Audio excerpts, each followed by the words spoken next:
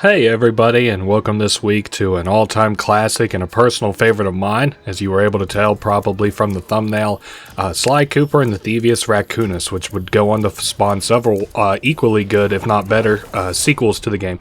Now, this playthrough in particular does have one mod installed. It gets rid of the motion blur that originally came with this game, as I am playing it on an emulator. So if you think you would not like that, or you think that it's unfaithful to the original, you might not want to watch this, or if you think it looks weird, that's why. Anyway, I'm going to be quiet for certain cutscenes and not for other ones. The ones I'm not going to be quiet for are basically tutorial type. So anyway, let's begin. Sly! Come in! Sly! Do you read me? Yeah, I read you. Loud and very loud. Sorry, I'm a little nervous. Trying to break into police headquarters does that. Get over it, Bentley. You're safe in the van. I'm the thief here. I've got to steal that file from Inspector Carmelita Fox. Well, count on me to be your eyes and ears, buddy. Got their security system totally scoped. To get inside, you're gonna have to go through that air vent. All right, I'm going in. And don't forget you got me at the wheel, Sly. All you gotta do is grab the file and get back to the van. We'll do the rest. Just keep that engine running, Murray. I'll be down in no time. Uh-oh, where did the floor go during that cutscene? Yeah, there's going to be some visual kind of glitches here and there too. It's just kind of the nature of the thing. I don't have this for the original PS2 anymore. Now, this is another kind of cutscene. This is just like, again, tutorial junk. These little blue sparkles are things that we can use like, are like thieving skills with usually. So this is like a sneaking one, and then later on it might be like landing on spikes or something like that. Basically, if you see this, it's something we can interact with as Sly. And then in the future games, it's different colors for different characters. But for now, anyway, this is all that it is. There was something else. Oh, yes, I wanted to say that this is going to be a 100% playthrough. So, I'm going to be getting all of the there are bottles that are in these missions and stuff. Again, it's like once we get kind of out of the hand-holdy stuff here, that makes more sense. But as it stands, we're breaking into the police HQ to get something. Okay, and if we touch these yellow beams, we get kind of like a two-strike system. Uh-oh. Well, there's our one strike. That was a pretty good, I guess, demonstration of how that works. So if you touch any of those lines that would have become red after that, then you get damaged. This is kind of a one-shot, you're out type of deal as far as your HP is concerned. I wanted to show this off. I forget if we got the Pinocchio. Yes, we do. In here on the walls, you can actually see concept art and mugshots of some of the main villains that we'll run into in this game. I guess I don't really see a reason to zoom in on every little thing. But yes, we're here to get something. There's where we're trying to get into, I guess, but we can't do it because it's locked. So we'll climb out onto the balcony and climb our way around. Is there anything I missed in this kind of hectic start? I know sometimes I let things get kind of away from me like that.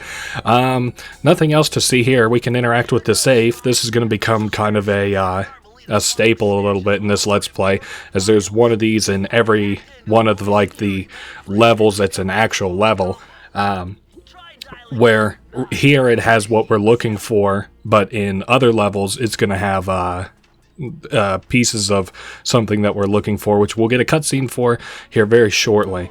Speaking of cutscenes, I know we get a confrontation here very shortly, and depending on the kind of confrontation, I may be quiet for it. We'll have to see. So we've got our detective file on what kind of seems like us. We're on the cover of it anyway.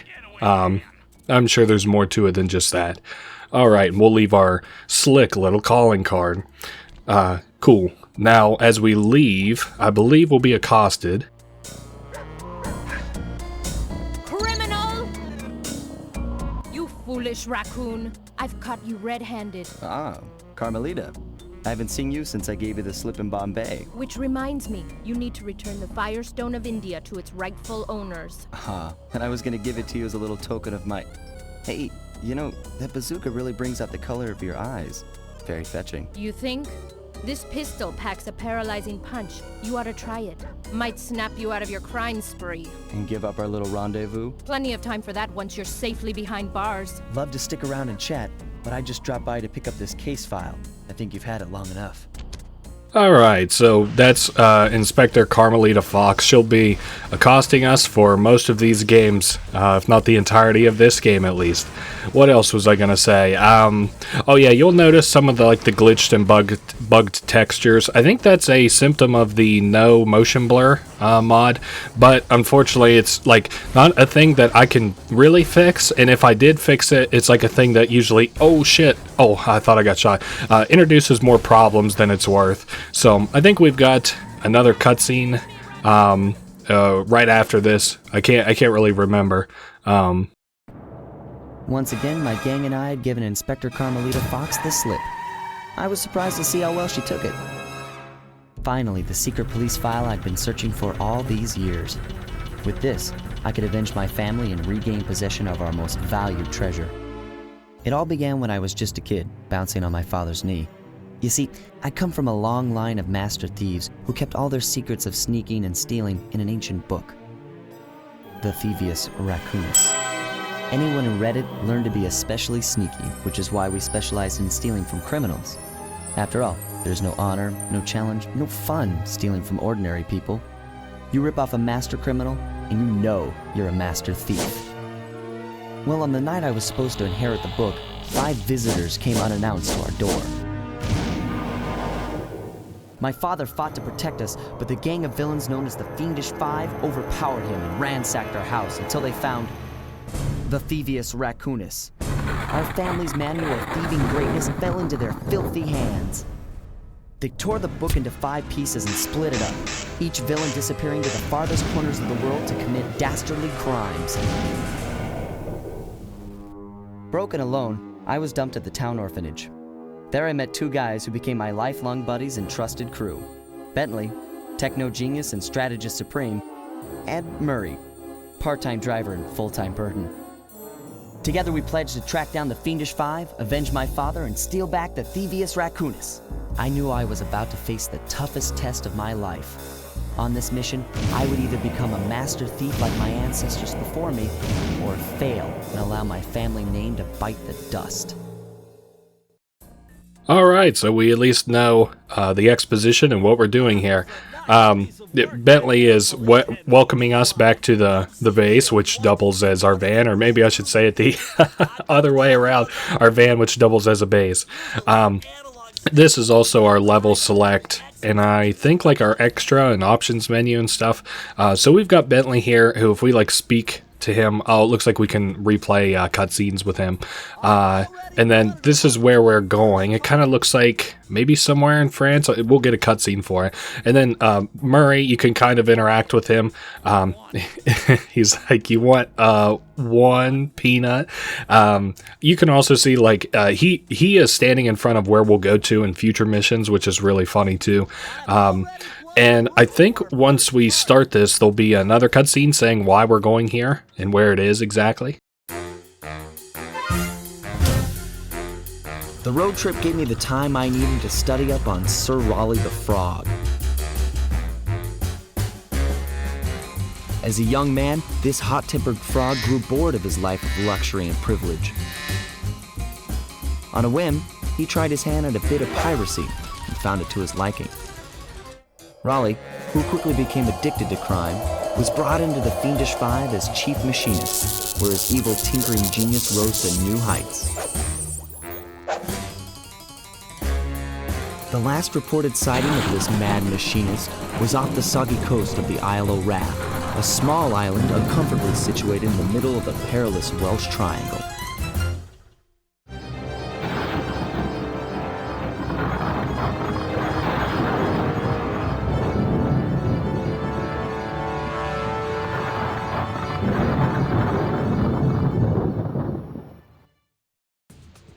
Okay, so at least we know what we're doing and semi where it is. I know, again, we're off some kind of a something triangle, the Welsh Triangle, but I don't really know where that is. The inventory, the environment, we can tear up, and man, does it actually look really, really fucking pretty. For a PlayStation 2 game, the vibes also give me similar vibes to, what's it called? It's a Scooby-Doo game, A Night of 100 Frights.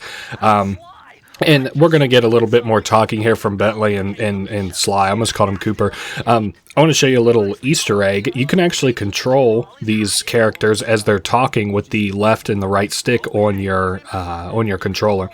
There's something else I was going to say. Oh, yes. I don't know where we are. I don't know where this Wells triangle is. You know, it's funny. People get kind of mad whenever you don't know international stuff like that. I think it's pretty clear that I'm an American, but I'm not going to say which Let's Play because I don't want to witch hunt the guy because I think we ended on good terms. But there was a guy who like really, I said like I didn't recognize some places over near Europe, and I like said kind of dumbly what some of those places were, and he was like, dude, I don't know how you don't fucking get where this stuff is. Like, it's pretty simple. It's like, you know, I know places in America, and I was like, listen, I'm sorry. I fully admit I'm ignorant, but I can't really help it. Like, I just don't have the capacity for it. I apologize. And he was like, nah, it's all right. I get where you're coming from. Anyway, I don't know. I just kind of wanted to talk over Bentley yapping there. These green bottles here, there's a certain number of them in every level, and in this one you can see that there's 20. We've collected 6 of them so far. I always forget those ones that's at the boat here at the very beginning. So I'll pretty well, whenever I play this game normally, and I'm not thinking hyper acutely about it, I'll pretty well always miss those bottles at the beginning of the mission there. So the same way that those like lasers worked in that first level, these lights work the same way. We have got a kind of like a 2-strike system where we can get dinged once, and then if we get dinged while it's red, then we get hurt. So, and then we've got the checkpoint system and what Bentley's calling the signal repeaters, which, I mean, it's like kind of so archaic that to even bother explaining these kind of things now that it's, you know, been a staple for so long. But yes, there are checkpoints in these games, and yes, that didn't used to always be the case in video games, I guess. And that's not to lecture you or anybody else who's watching this. It's just like, it's weird to now see it in an older game that you might play, then be like, I'll save your progress at these specific points all around the map. Okay, wow, so damn pretty this map is. So we're aiming for the blimp, which we conveniently just zoomed into. That is a storm machine, so he's artificially making it storm around here. That's that, I think he said Professor Raleigh, didn't he? Or Sir Raleigh, at least, who... You know, they were talking about it, and I guess we could go ahead and address it now, that, like, Sly Cooper is a thief who steals from thieves. So he's a little bit of a Robin Hood, sort of. I would venture, I think I'm going to be so bold as to say that the first couple of, like, worlds in this game aren't very hard. Some of the later ones, like the boss fight with the, I'm trying to think. I don't want to spoil it, but like there's a rhythm boss fight that will come up, and apparently that one is notable for being hard because the rhythm is actually not in time with what the rhythm of the music is. So you have to press notes in a specific rhythm, but the rhythm that you have to press those notes is not in rhythm with the actual music that plays. So I don't know. I guess that's something I'm sure we'll talk about whenever we come up on it. As I mentioned, I'm just trying to talk over this tutorial, tell dumb little anecdotes, talk about the environment a little bit as we travel until I get through the bulk of, as I mentioned, those tutorial tooltips. We've almost got 100, I guess, coins. And in this, well, I almost said in this level like it's any different than any other level, but in this game, maybe, once you collect 100 of them, you get a lucky horseshoe, which can be upgraded to a golden horseshoe, lucky horseshoe, and that will allow you to be hit by enemies and like these searchlights if they were red, for example. I'm sorry, what else was I thinking of? I wanted to also mention that, like, I don't know if I made it clear, so different security defenses around the map can be disabled if you destroy those, like, things that kind of look like fire hydrants a little bit. So we don't have 20, shit, I just died. Where's that going to put me exactly? I don't have 20 bottles, obviously. I can't believe I died there.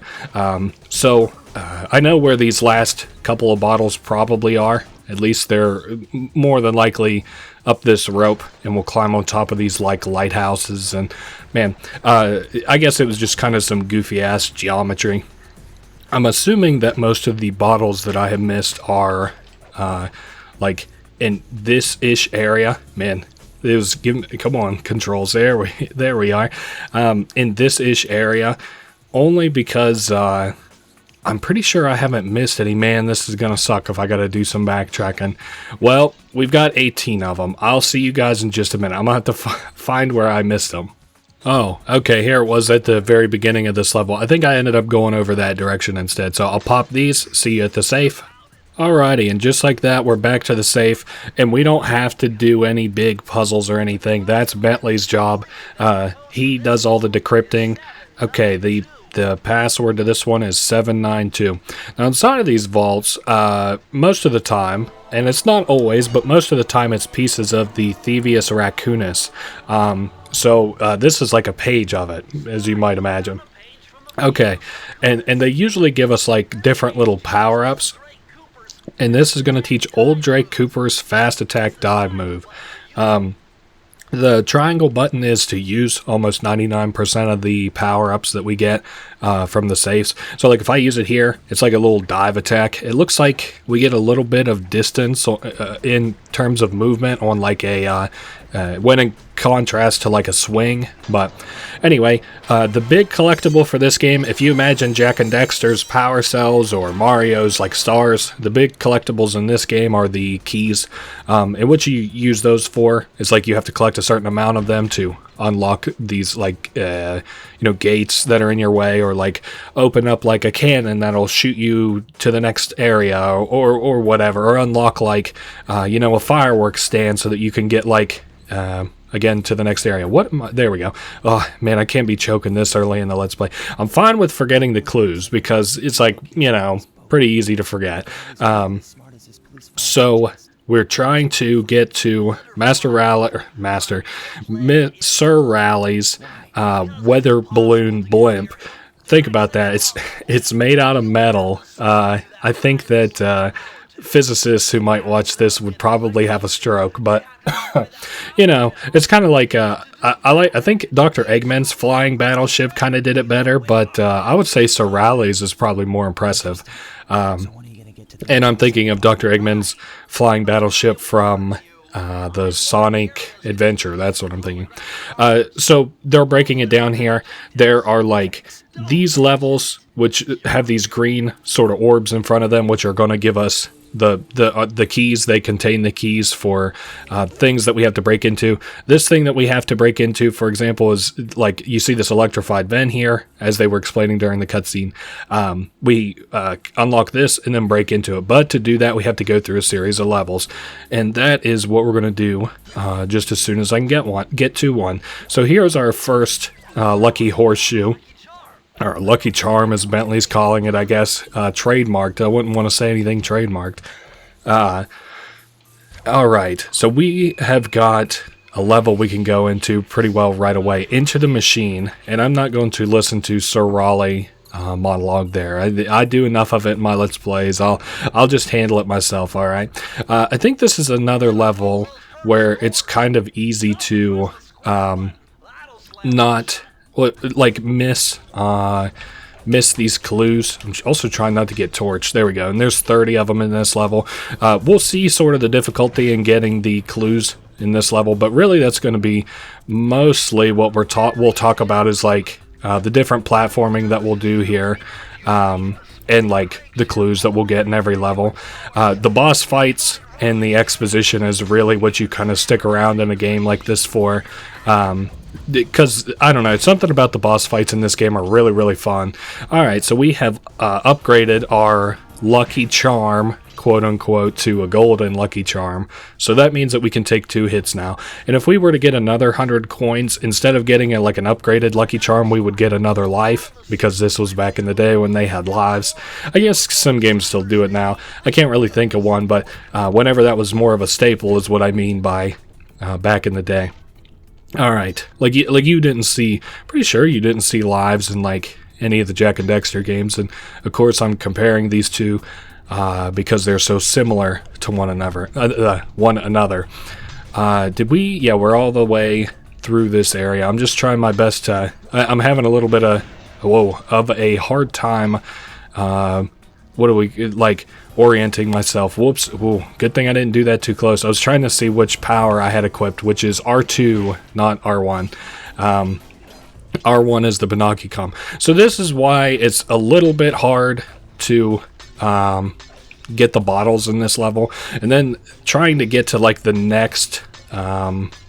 I don't know what you would call it, like these little bounce pad things. Trying to get to the next set of them is probably what would have you fall down below, because you can't get back up here unless you do like a reset, like, you know, you would quit the level or maybe like kill yourself before you get to a checkpoint or whatever. So I feel like you could miss the clues pretty easily like that, and I think that happens at least one more time in this level. All right. So we're dodging electrified fan blades. Fan blades, bad enough. Electrified things, bad enough. But electrified fan blades, now you've gone a step too far, Sir Raleigh.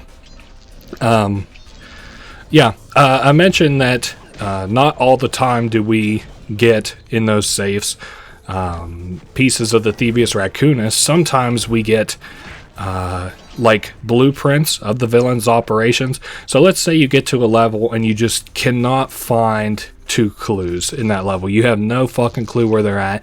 Well, maybe in another level you'll get the blueprint to their base of operations, and added to your Binocucam you'll get a like a map that will point you towards where those clues are in the level for which you're not able to find them. That's kind of handy in that regard. Now, of course, it doesn't really help if the level that you're stuck on is the one that has the blueprints, but hey, your odds of that are pretty low. So, yes, I see. We're gonna have to do some jumping here in between some yellow lasers. So now we got to do some even more complicated timing. All right, we made it the first time. That wasn't so bad. Managed not to get lasered there. I'll try and get to this next... I really don't know what to call these, and that's kind of what I'm hung up on. It's fine to miss them so that they drop down below, because then we can just simply come down and knock into them. Now, yeah, okay. I was just about to say, now, did I forget earlier to get one of those? But I don't think that I forgot. I think I actually turned around and got the bottle that I had dropped. Hopefully. We've got 5 more bottles to get, so, yeah.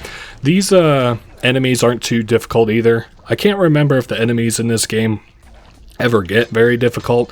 The basic enemies. I think there's a couple bosses that I'm kind of concerned about. You know, funnily enough, the rhythm boss that I was talking about earlier, I'm not too concerned about. I guess really no part of this am I that concerned about, but I would say primer a lot. But I don't. It's not like my vocabulary word of the week or something. But like I'm kind of doing this game more so in terms of like a primer, or more so as a primer for the second and the third game, which I enjoy a lot more. But I kind of felt like, you know, it's like I should play these games. Like in the future, I might want to play Sly Cooper and the Thievius Raccoonus, so I should at least play it in order.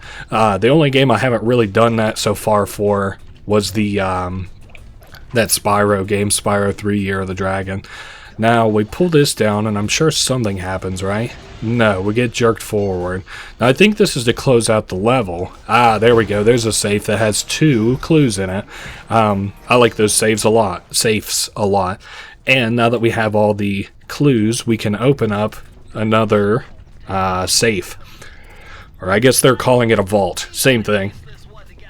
He says, I can't believe I pieced this one together.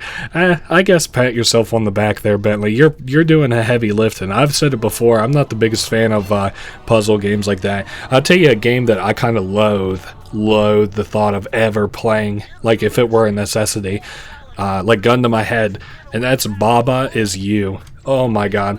I'm sure there are people out there that are fans of that game, but the puzzles in it and stuff that are all like rule based, and pretty much every level is like either a gotcha or like a complete head scratcher to me. Those are the kind of games I don't like. So far my concession though has been like, I don't really mind the puzzle platformers. I'm trying to think what they're called, but Portal 1 and Portal 2 that I played.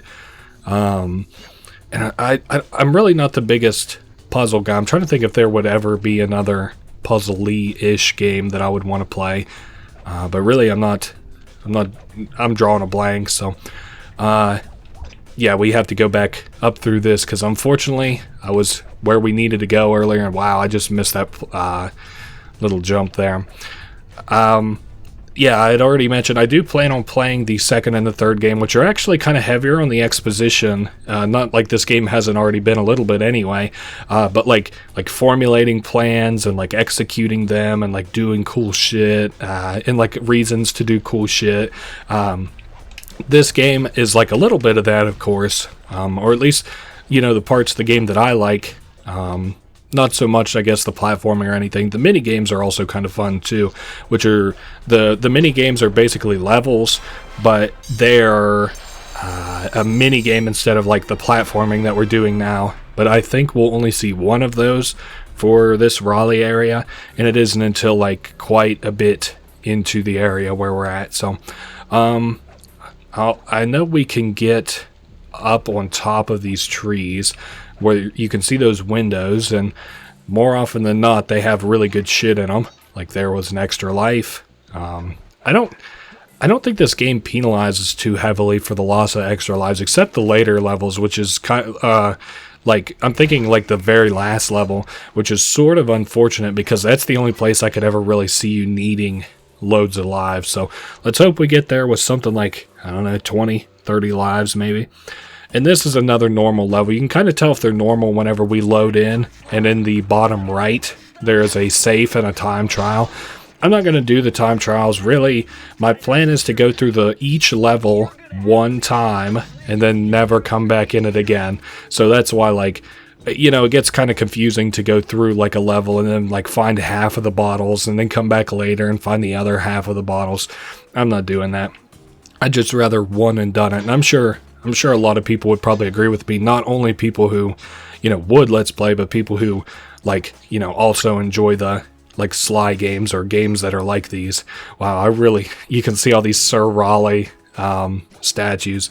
That's a level of detail I never noticed until now. Definitely little kid me was not appreciating the kind of detail that was Sir Raleigh statues that are like the Thinker and Atlas, and I have no idea what that one is. Maybe Julius Caesar kind of looks like, or looked like. Just making sure this is another level where it's super easy to miss the bottles that you're looking for. Case in point, I sort of felt like this area here is where I miss a lot of the bottles that I'm looking for, and apparently this level must not be all that long or large because we've almost got half of the bottles already. Unfortunately, the safe is right there, so we're almost assuredly going to have to be doing some backtracking at some point. But okay, dodge that attack, smack them. Wow, we got them both. That was pretty easy stuff. Yeah, we got 2/3 of the bottles already. Now I do want to grab this extra life just in case we would need it later on, and get the bottle, obviously. And yeah, we've got some pretty simple platforming here, and we're gonna get snagged by it. That's fine, just as long as I don't get snagged by it again. And also we have 2 Lucky Charm horseshoes, so it's not like we would be in that big of trouble if I got hit by a laser, even 2 of them. Yeah, all these levels, even into like the later levels, are like always so flooded. Now here we get it obviously because Sir Raleigh has a weather machine that makes it rain all the time. But like in the later levels, there's something kind of eerie about, you know, just like the arena that you're in is pretty well just completely flooded. Man, lots of gold over there. If we weren't busy looking for our family heirloom, we would probably be looking for stealing from this guy as much gold and shit as he has. Okay, so we did ourselves a little bit of a favor there. We destroyed the I'm trying to land this. We destroyed that little fire hydrant thing, which turned off all those security defenses, so it'll be way easier whenever we have to come right back through here after we get this what are we calling it? I guess the safe, Thievius Raccoonus. Okay, whoever thought this code up knew what they were doing, says Bentley. 436. I don't know I guess maybe having a universal password wouldn't be great, but also like a 3-digit password. I think you could probably brute force that in like a half hour, couldn't you? And in way less time if it's a low number. Oh, yes, here's the blueprints I was talking about. So now if we get hung up on a level, we could use our binocucom. Now, I'll show you that on the next level, as we already obviously have all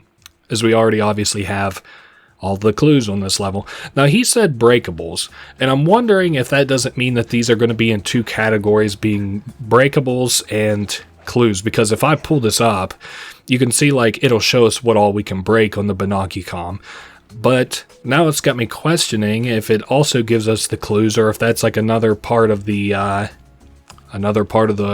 blueprints I'm not thinking. What does that say? No trespassing with a flaming skull. That's kind of funny. Alright, so we just have to... This is way easier now that we don't have spotlights and lasers and shit like that. I don't really think that, now that we're getting kind of in the groove of things here, like all the games, when you compare them, I'd say Thieves in Time is probably my least favorite, but I also played the least amount of it. And then this game would be like, you know, my third pick. And then Sly, let's see, which one do I like more, Sly 2 or 3? Definitely played more of Sly 3, but I would say Sly 2 is probably my favorite out of all of them. I remember I used to come home on the weekends from school. It would be like Friday, obviously, and I would play like half of Sly 3, and then like over the weekend, like combining all of Friday into Saturday and Sunday, I would play Sly 3 and like all the way through. And I got to the point, I don't think this was my fault, but like my Sly disc eventually just started skipping, and I couldn't play it anymore, which was really disappointing. I don't know. You'll either know this level or you won't. And I'm not going to put footage of it up like I might normally do, just in case it's like a spoiler for people and stuff. But there's a level where the doctor of that game, there's a boss fight with like this giant flying fish, and he rides on the back of it. I would get to that like on Sunday evening pretty consistently, and I'd be like, all right, we just got like 2 or 3 more levels to go, and we'll be all done here. So that was all to say that, like, I loved Sly 3 so much that I would pretty much beat it every weekend. I even remember my room as a kid, how it looked, and like that the TV faced the door and stuff. And it's all kind of because of that game is why I remember it. What else was I going to say? I guess that's not true. Of course, I think most people would remember their childhood rooms and stuff. I just remember that one particularly vividly, I guess. Now, yes, we've got this guy here. So that was like a trapped floor. If we step on it, we get shot with those arrows or darts. I think that was pretty well demonstrated here. Like, continue to step on it, we'll continue to be shot. We can break these if there were to be like a reason that we needed to be back on this, and we would be safe. I'm going to go ahead and bring the barrel with us, because this is like a level that's pretty well all about this barrel. I don't imagine that it'll be too difficult. And so that is to say, at the end of everything, that Sly 2 was probably my favorite out of all of them. Now, Sly 3 and Sly 2 were both so good that it was kind of a toss-up in my head to which, like, one was my favorite exactly. Now, we've got a guard here that would more likely than not catch us if we tried to just simply run up on him, so we can use the barrel to our advantage and just hold completely still when they're nearby. And as long as they don't walk into us, because that's considered walking, even if they push you out of the way, that's like you walking. So as long as they don't walk into us, then we're able to like stay still, and we won't get, we won't wake them up. Man, we're doing pretty all right. I better go back and get my barrel though, because as I already mentioned, it's like this level's pretty much all about this barrel. This is going to be a really easy thing to get past, I'm sure. Those furnaces. Yeah, those things shot us one time. I'll just destroy these, and then we'll have free reign over the entire downstairs, which is good because I want to destroy these bottles. And it looks like, did I miss a bottle back here? What were how would we even? Do I like jump up to this thing and then maybe jump back? I see I could probably get on this, right? I don't think that's how you're supposed to do that, but that's fine. It worked out. So we got 15 out of 30 bottles, and I think I have 1 or 2 more here to break on this side of the furnace. There we go. Oh, and then a safe that's going to have 2 of them. Neat. So we're up to 19. There's going to be 11, I guess, on the second floor. That is if I haven't missed any. All right. So this is a little bit more precarious as far as, like, you know, what we're doing with the barrel and the movement and stuff. The enemy placement and the trap placement isn't so bad. In the same way as we've already talked about with, like, you know, enemies and stuff, if we hold still while the spotlights go around us, it won't trigger them. There, it looked like we got some kind of cheese. We can use this ladder as kind of like a thing to graft ourselves onto so that we can make this, you know, treacherous jump. Okay, so I'll have to destroy these books first, and then I'll get in the barrel and move my way up there, because I wouldn't be able to get past it otherwise. Kind of like these squid guys, how their eyes look like a big scuba goggle, I guess, or underwater goggle. So I'm going to have to continue to take this barrel forward. I hope I've been very diligent in destroying these traps, because I think I'll be not returning with the barrel. So I hope I don't need it if I backtrack a little bit. Yes, here's some more bottles. Usually, if there's like an area that looks like it has like a alternate way to kind of get around it, then there's probably shit there. 2 bottles, and now it looks like we only have 3 left. So that was like I guess a fake bookshelf. Yep, and I see the 3 up there. So after we get across these spotlight path, after we get across the spotlight path, we'll be able to fully backtrack. But I want to go ahead and just destroy all the traps, so that I have a free shot back to the key once the time comes. And we have done most of these beginning missions without really much hassle. The little tutorial mission, discounting the one where we were in France, we were in Paris, discounting that mission, the tutorial mission, this first Raleigh mission, where I forgot those clues, has been the only thing that we've had any kind of real trouble with. Alright, 2, 4, and 2. I get more and more interested in, like, the villains and stuff. It's kind of tough. I don't really care for Raleigh all that much. I do like the second boss, and the third one's okay, and the fourth one's pretty good too. Ah, nice. Another page of the Thievius Raccoonus. We now have slow motion jumps.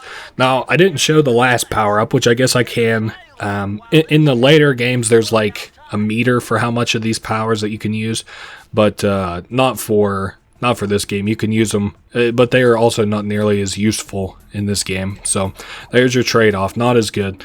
So the second power-up that we got was just this roll power-up.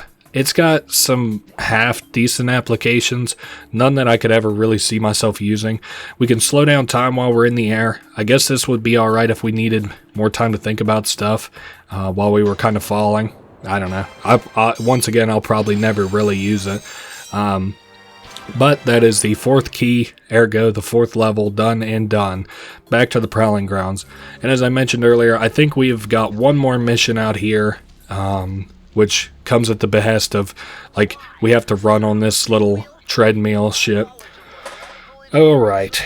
I'm just kind of letting Bentley and Sly here yap, as they usually do, whenever they're explaining the tool tips of the game to you. And then Sly puts it into simpler terms. You know, Bentley has like a lot of scientific jargon, and then Sly breaks it down by saying, like, if I ran across it, and he's like, well, yeah, that's basically what I just said. Alright, the fire down below. I'm trying to remember.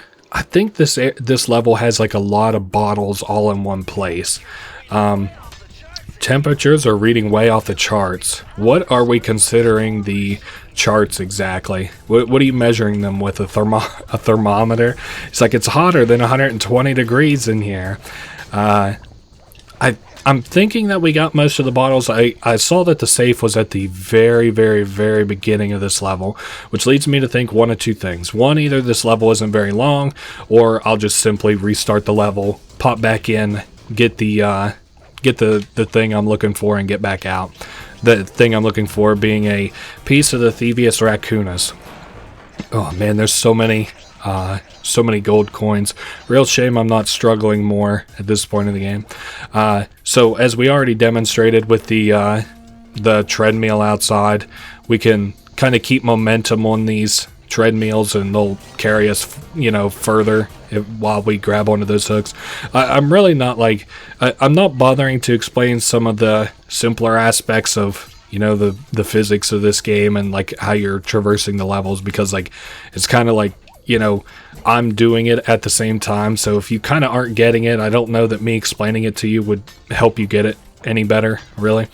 That is to say, to put it in really simple terms, if you're dumb like I am falling there now, okay, we could just break it like that.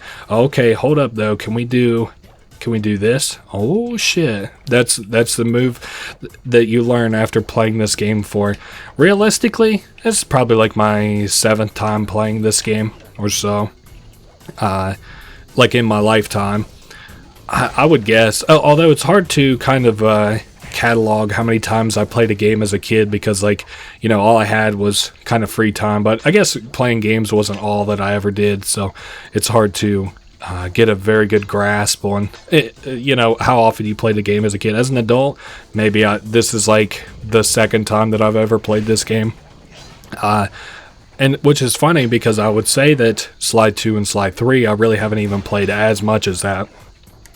So I think that we have to do some kind of odd trickery here, where we trickery, there's kind of finesse to this. We're moving a comet looking thing, like a big piece of burning coal, to the wall here, and it'll hit and blow it up, and we obviously have to avoid the spotlight while we're doing it.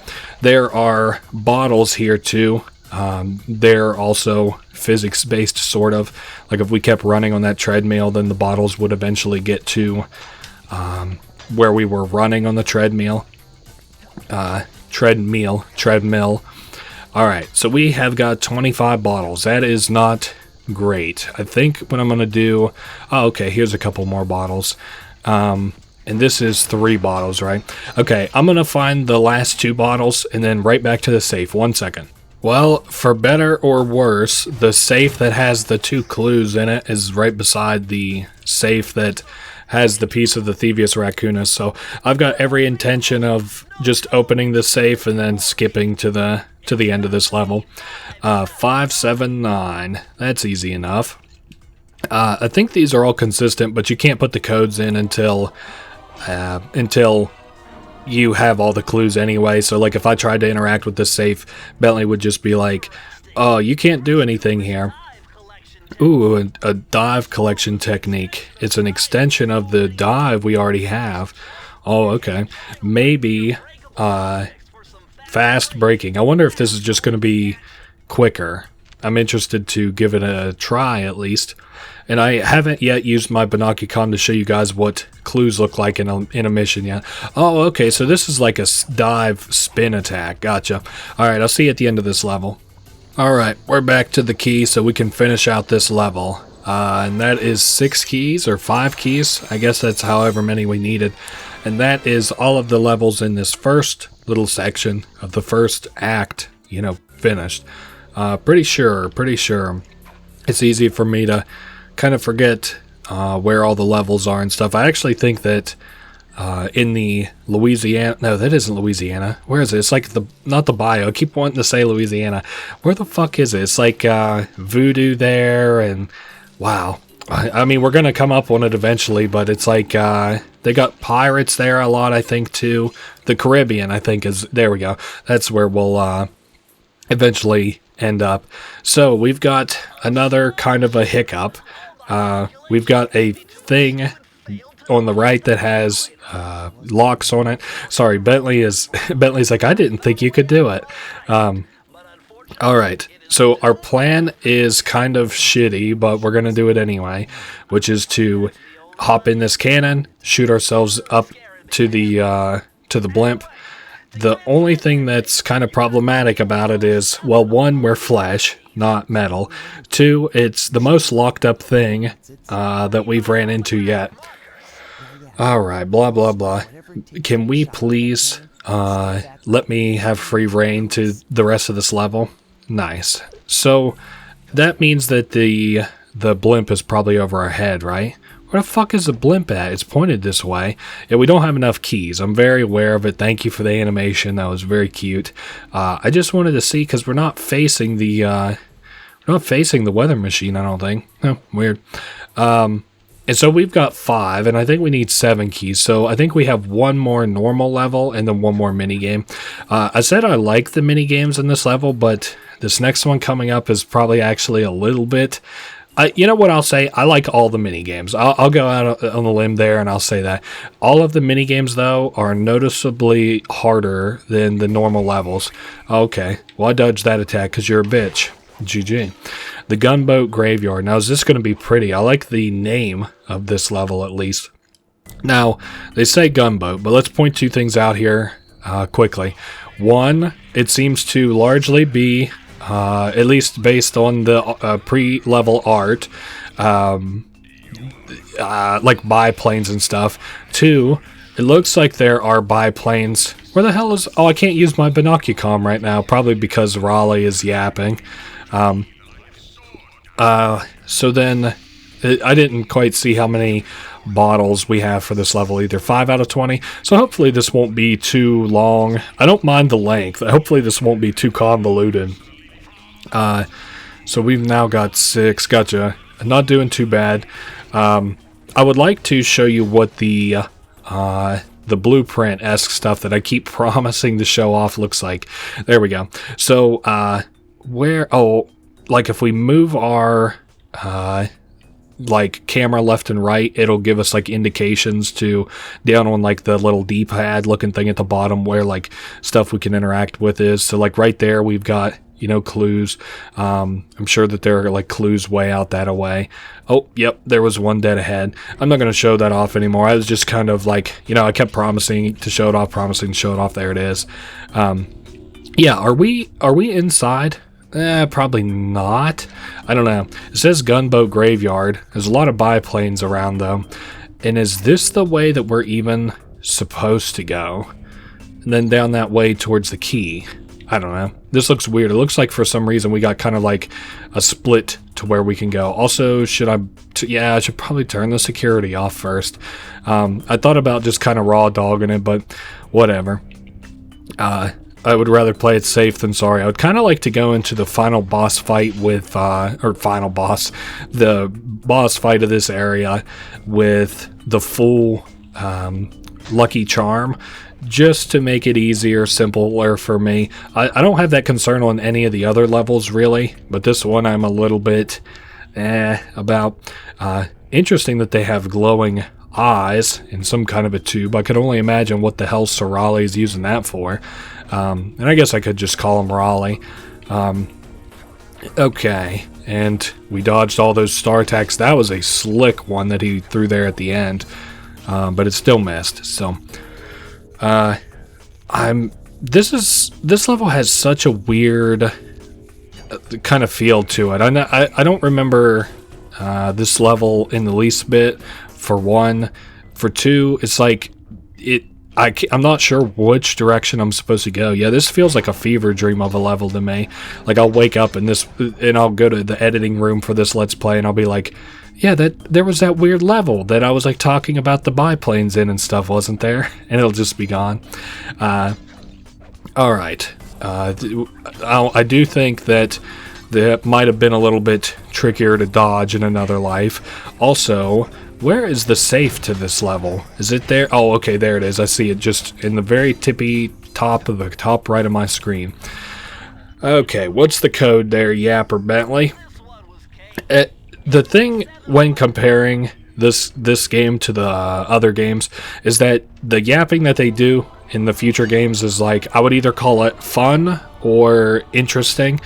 This game, not so much though. Bentley's just like, oh, I had to use the Caesar cipher for this one. Coin magnet technique. Oh, okay. All she had to do was stand near money, and it would magically jump into her purse. Thanks, Bentley. So, it's just a coin magnet. Instead of like having to be right on top of coins now, they should have a little bit of a magnetism effect to them. I don't remember it being that notable, but hey, you know, hopefully my memory is just off on that one.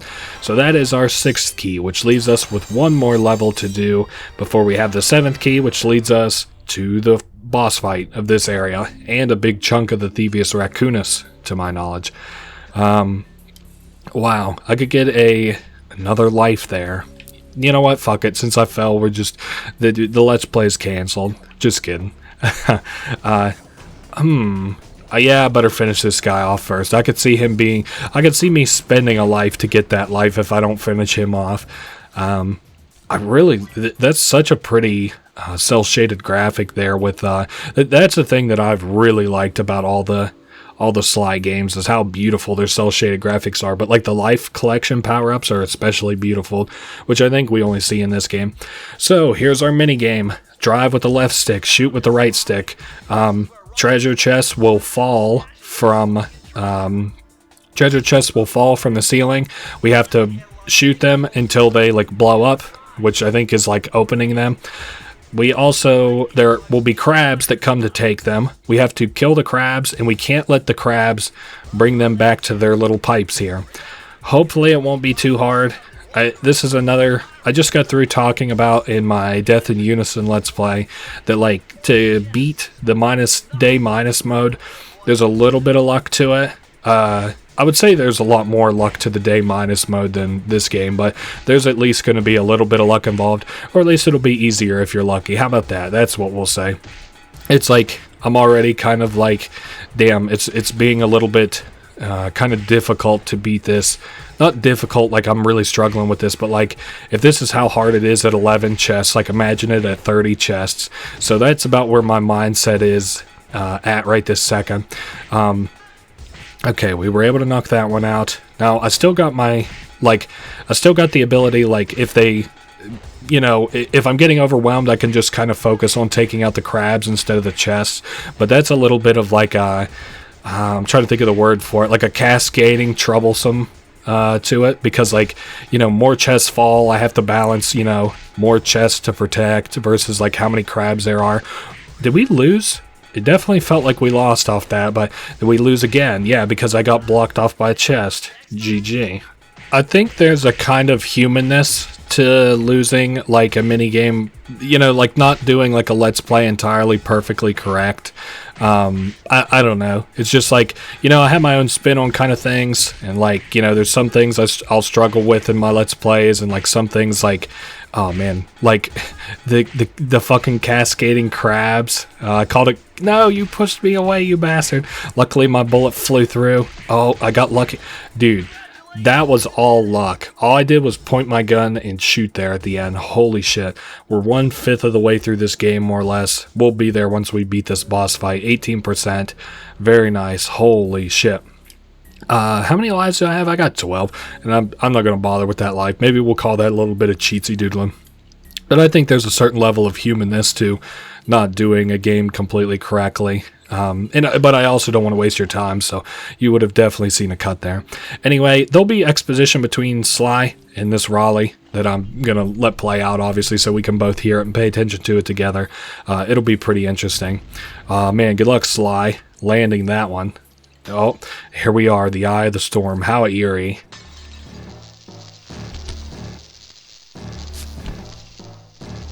How delightful. We have a guest.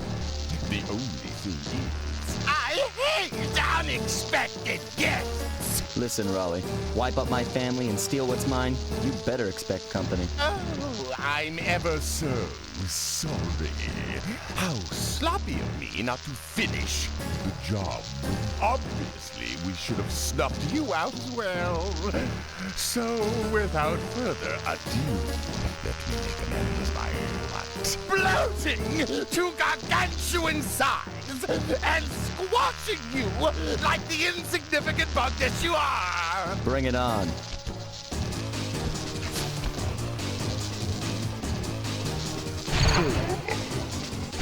All right, there we go. We got the little intro sort of out of the way. He's not too hard. His gimmick here, at least in the beginning, is to just dodge him until he, spits out all that water. I forget how many phases there are exactly, 4 or 5, whatever. It's not too hard to dodge him for the first 2 phases, at least. And I mean, I'm sure most people who are experts at this game would probably tell you that none of these phases are very hard. But I do remember, at least here towards the end of this fight, having a little bit of trouble with Raleigh.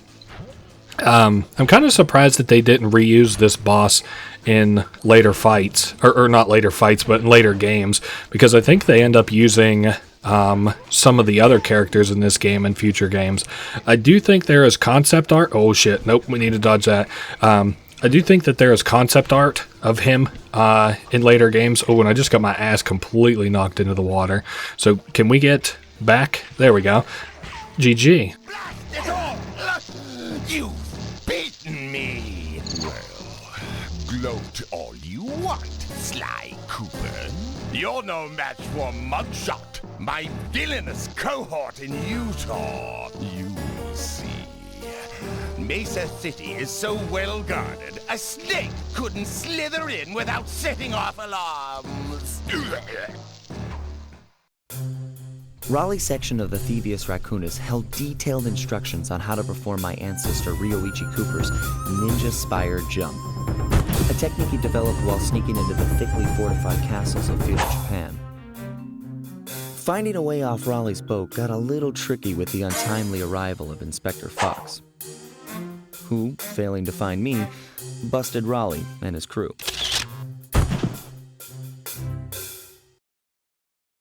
With the storm machine out of commission, boats found their way back onto the ocean, and the mystery of the Welsh Triangle faded from memory. My gang and I loafed around England for a while, enjoying the pleasant weather, and then headed back home, excited for our next heist. Okay, so this level is done, Tide of Terror, and we're headed to Mesa City, Utah, and we can also see Murray here breaking it down. I hit a button to have him sort of semi-interact. Looks like he just busted it down. And that is that. So we'll have, as I mentioned before, another cutscene here.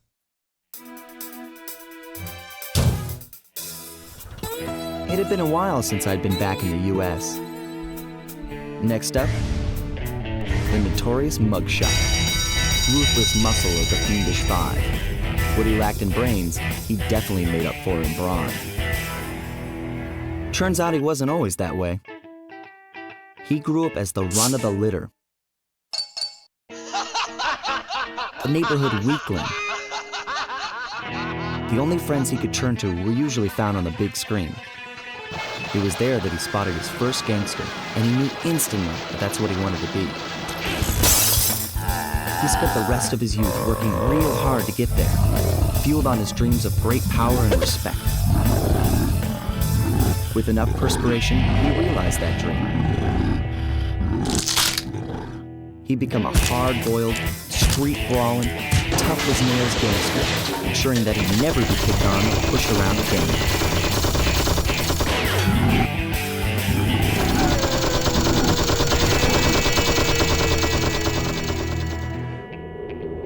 So he's holed up in Mesa City, huh? I've always wanted to go to that thriving American boomtown.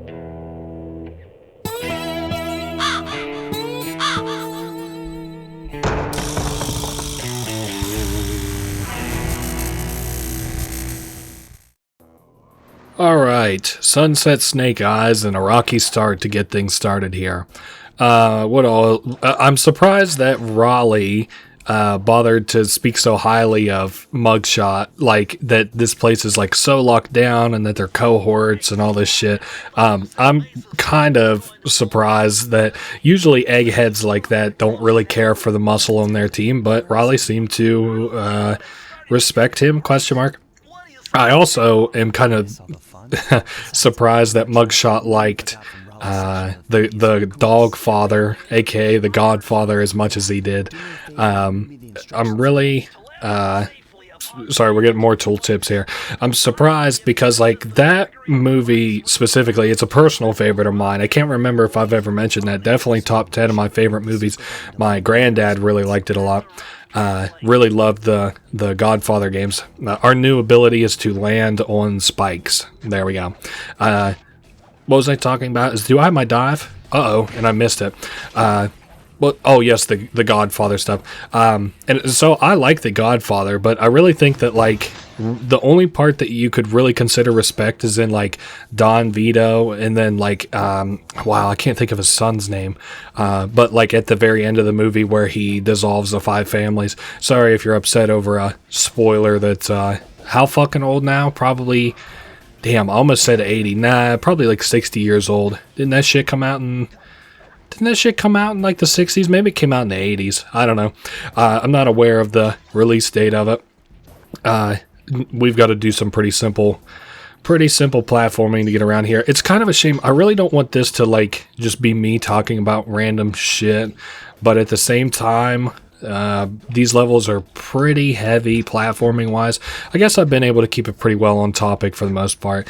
Let's see, we talked about the Dogfather. Another thing during that cutscene that stuck out to me was that Muggshot must have been that big whenever he was, like, a kid. I always figured that, like, you know, he more or less was an adult by the time that you know, the things that he's talking about, like, you know, running a gang and shit. But the thing is, like, he still had a bunk bed at the time, so I would assume that, you know, he was still that kind of tiny weakling runt or whatever at that time.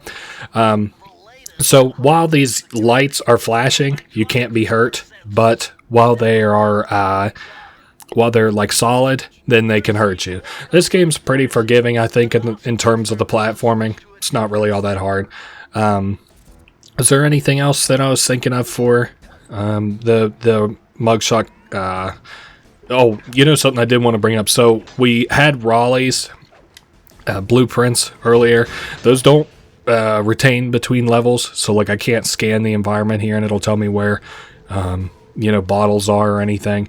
I think that this is, like, an area that I routinely I'm not too great at keeping in my memory where all of the hard to remember clues are, other than the fact that, like, this is a very easy area to forget all of the clues in. There are 40 in this introductory level. I'm hoping that more and more clue bottles aren't the theme of this game kind of going forward, but I'll collect those bottles, dodge the card thrower. Maybe, you know what? I think this is the one that I usually miss right here with this little, almost looks like a monster, or not a monster truck, but like a, oh, no. I thought it was a monster truck. It was just a truck with tires near it. Alright, 2 big dogs. I don't really have anything that I could hit these guys from a distance with, so we'll just abuse the mechanic to beat them. And there is a Lucky Charm. As a kid, I used to always try and get this car to fall off the edge, but that's just not something that happens. So I remember always being disappointed in that. And then I see the safe over there. So we are up to 30 clues. I need a total of 40 before we're able to crack that code. I don't know. Not too much to say here about, like, the introduction to Mesa City, or like Muggshot himself. I do think that, like, the later games do a pretty good job of, like, reintroducing the characters and making them, like, kind of interesting, and then their interactions with, like, you know, the Cooper gang and shit like that. But I don't know why I was thinking of going right there. I don't remember how many bottles we have left to collect, but let's hope, cross your fingers and hope that they're all here at the end. Oh, we're gonna get dinged. That's just fine, because it's broken now. Okay, I see a couple of clues anyway, so let's hope that this is all that we need. 2 here, and then a save. Very nice. I should have something to say here, at least. Let's see, some trivia about this game, maybe. It's made by Sucker Punch, I'm pretty sure.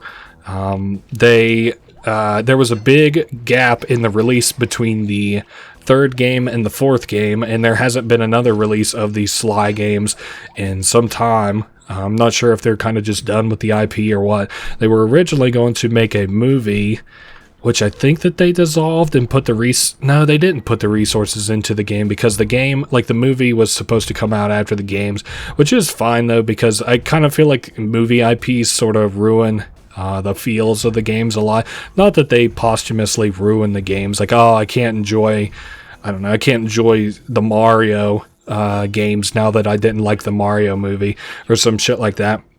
But like, you know, they never feel great. A friend of mine and I have actually been going through some of the old, like the old Mario movie from the 90s. Oh my god, that movie's hilarious. And we also watched Street Fighter from the 90s. They did a movie for that too. And we have plans of watching the old Mortal Kombat.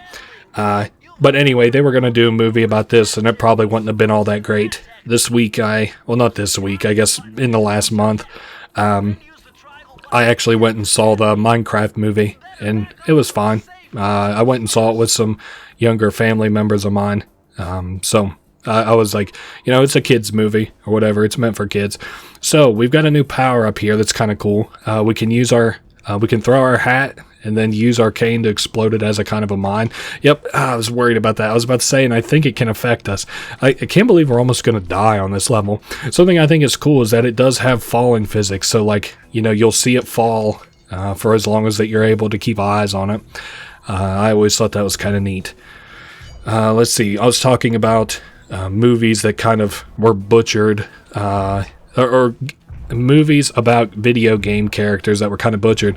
Now, you know, surprisingly, I actually really liked the Sonic movies. I've only seen the first two, the Sonic the Hedgehog movies.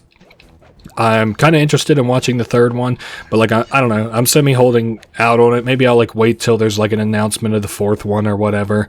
I just kind of haven't been in the mood to watch kind of a movie, like to go out of my way to like watch a movie or whatever. I only went to the Minecraft one because I was like invited. They were like, hey, we're going to take our kids to this. You want to go? And I was like, yeah, sure, why not? I don't know. I like Minecraft. It's just like there's never been like... you know, as a person who really likes the story of video games, it's kind of funny because I don't really care for like people who read into the quote-unquote lore of like Minecraft. I really have never been all that interested in that game because I always kind of... I don't know how best to phrase it. Anyway, this is the hub area that we are looking at. We can see gangster dogs all around. This is the Muggshot Casino. Very, very, very cool. Mesa City is a big place. I can't help but make fun of Bentley sometimes. He's so damn whiny. At least here in the first game. Now you just need a way to get in. So we've got the locks on the left. A car that's kind of dangling precariously there. So I think we have a kind of a plan. At least we know that we need keys and where we can put them. The Boneyard. It's the boss. You know, a gangster movie actually, or not a movie, but a gangster sort of thing I watched here semi-recently with some friends. Went through and watched all of The Sopranos. That was, oh my god, that's such a awesome show. And Tony Soprano is so fucking funny. He like, oh man, he's so ridiculous. It's like, absurdity, like how evil he is and how mean he is, and like how you know, he says it himself. He's like, you know, it might be 1990 out there, but in here it's 1950. Holy shit, I just got fucking gunned down. Maybe I should ignore these guys, but that's what I've been watching lately. If I start to struggle here, I'll just cut until I'm not struggling. Maybe I will just ignore these guys because I'm really not trying to get my ass blasted by these guys. But Tony says it himself. He's like, it's 1990 out there, but it's 1950 in here. You know, saying that he has like old sort of ideals and like the ways that he thinks about things. And it's like so funny to see somebody that archaic. All right, sorry about that. I accidentally left my AC to automatically kick on. So, and we are now here in spring. Probably be a little bit closer to summer by the time that you guys see this. Oh shit, maybe if I could just stay outside of there. Oh boy. I'm considering pitching myself off to the right if this keeps being troublesome. Probably closer to summer by the time that you guys would watch this, I guess. But I don't know. Anyway, I'm getting kind of... I'm ready to jump back into things. We have 4 out of 40 bottles. I don't know why that beginning area was being so difficult. Really don't feel like I've ever had that much difficulty there before. Now, if I have the dive ability... Yes, sir. Oh, and we completely whiffed it, but we recovered it there at the end a little bit. I guess it doesn't matter because I'm going to have to go back up there for the bottles anyway.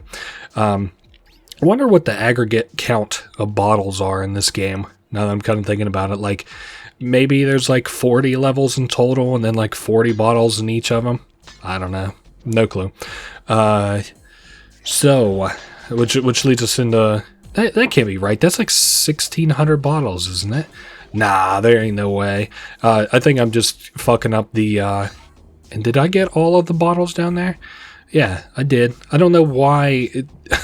All I did was just turn my AC off, and it sounds like, or it feels kind of like it's like a completely different year I'm recording this. So, which is funny. The only time that that's ever happened for even like close to a recording was for a game called it's House Flipper. I don't know if anybody's interested in that or has heard of it, but I started that Let's Play in like 2024, I would say. I'm trying to get on top of this, grab this hook. That's the idea here. But I started that, we'll say I started it in like 2023, the very beginning of it maybe. And then that's it there. Okay. Started at the beginning of 2023, and then my goal, and I kept talking about like how much I was like, oh, I really like Dragon Ball Z, and we're going to build for the Kami house and stuff like that. And Kami, K-A-M-I, for the Kami house, or K-A-M-E, sorry, K-A-M-E. You'll have to forgive me. We're still just coming back into things here. And I was like, yeah, that's because the game has like a crossover with them where like that game is, or the house itself is actually in that game. So, okay. Nice. We knocked him out. Whew, I was a little bit worried about that. Kami house is in that game. So I wanted to like make that like the house that I was going to live in that game, because there's like live-in houses and then like houses that you flip to sell and stuff like that.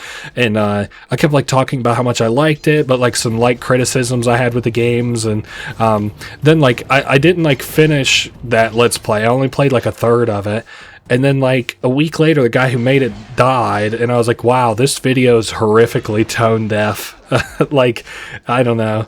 I was like talking about the guy who made it, and like I didn't say anything bad or anything, but it was just like, you know, I was like, oh, I don't know much about this guy and all this shit. So like, I don't know, it just felt tone deaf to me. So I ditched that one, and I actually only recently deleted it from my the hard drive on my computer, because like I kept thinking like, is there any way I could salvage this footage? Because it's like 3 hours of footage, but no such luck.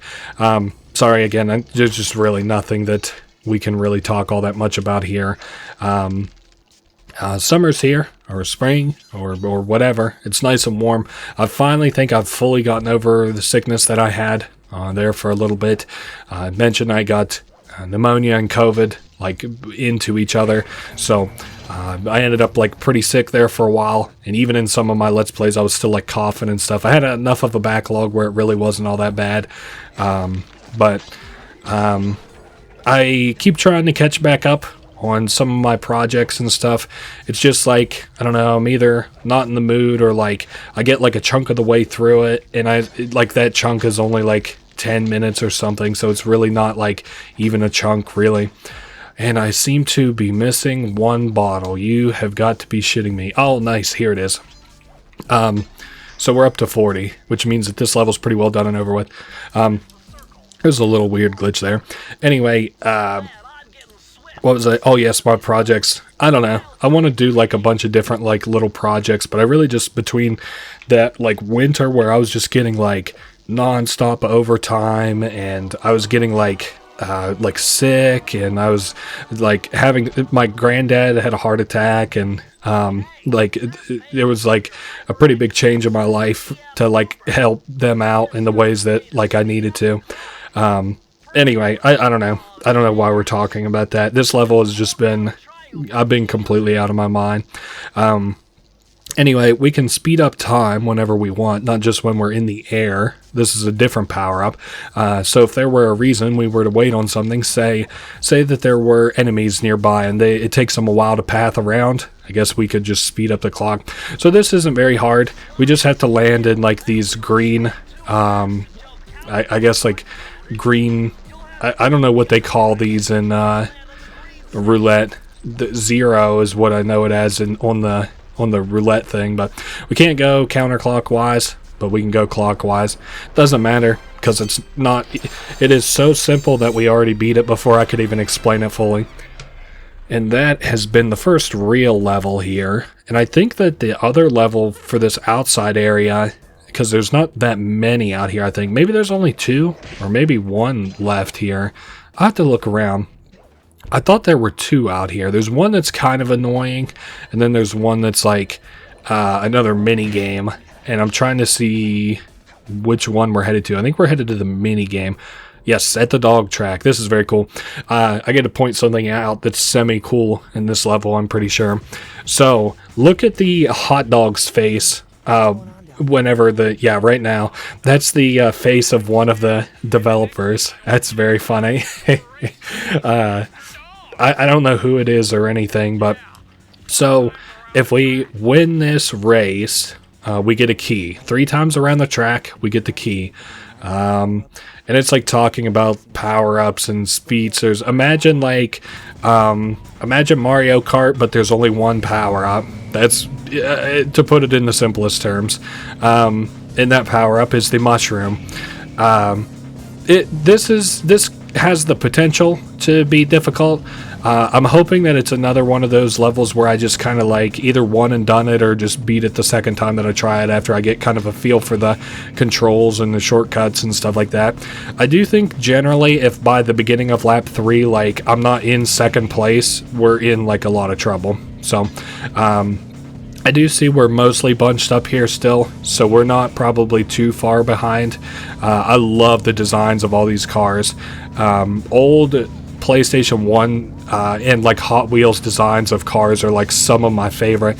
Speaking of Hot Wheels and PS1, the Hot Wheels game for PS1 has some of the sickest looking cars in it and like has some of the sickest UI, and I don't want to call the gameplay very good because I don't remember it being all that fun or like different in terms of being fun. Like there was never a thing where I was like, whoa, this is so much better than like the Gran Turismo games or whatever, but I do remember it being very, very, very pretty.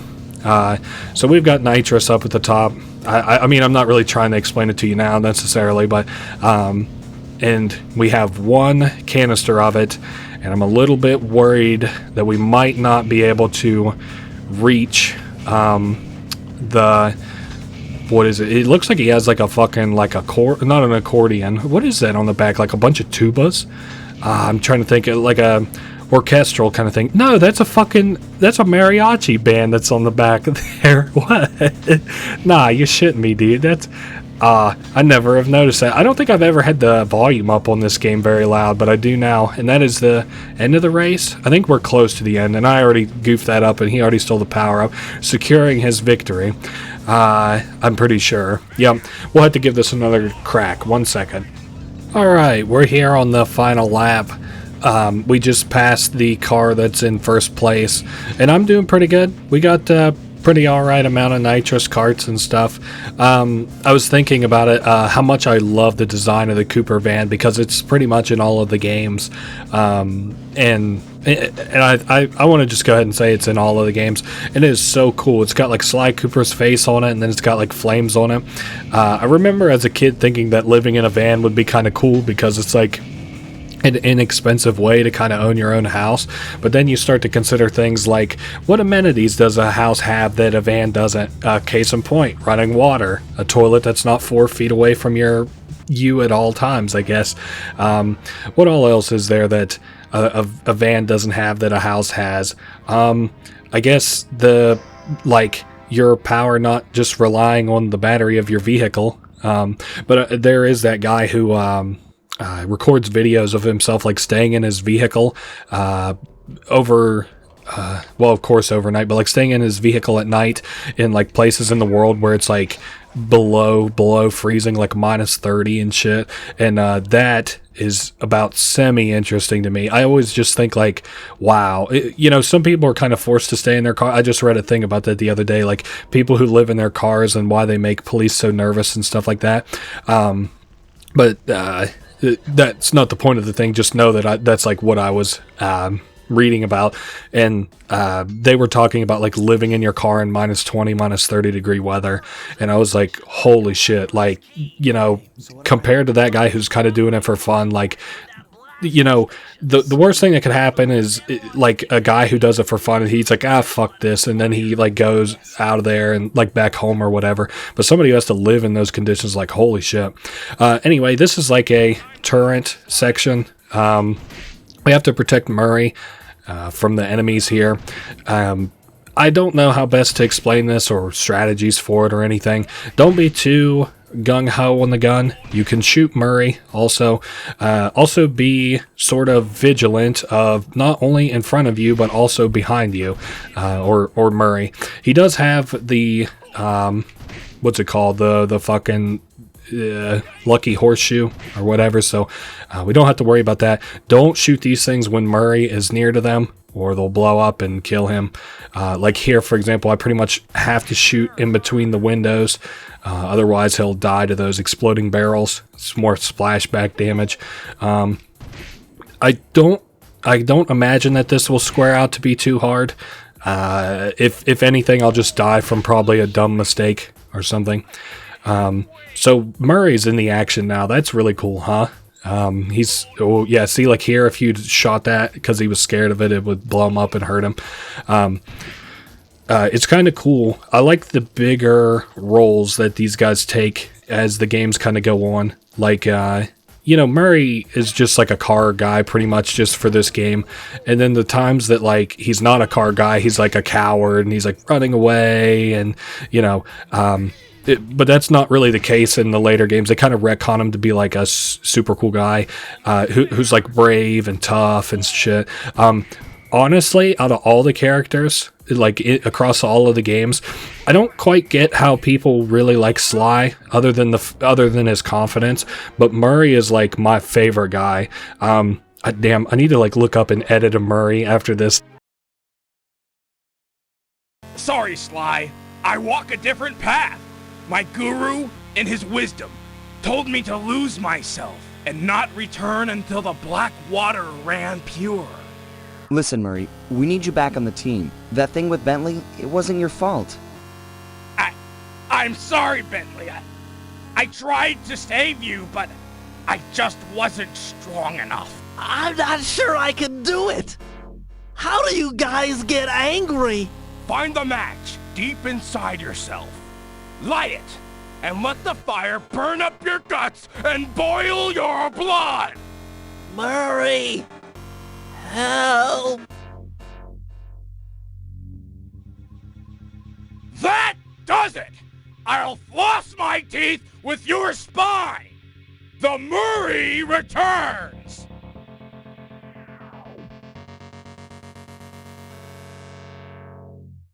That's right, plughead! I'm like a semi-truck with its brakes cut! If it were you in that vault and Sly and I were out here, what would he do? Stop these thugs and protect his friend. Right, and that's what I'm gonna do. Keep your head down, stay clear.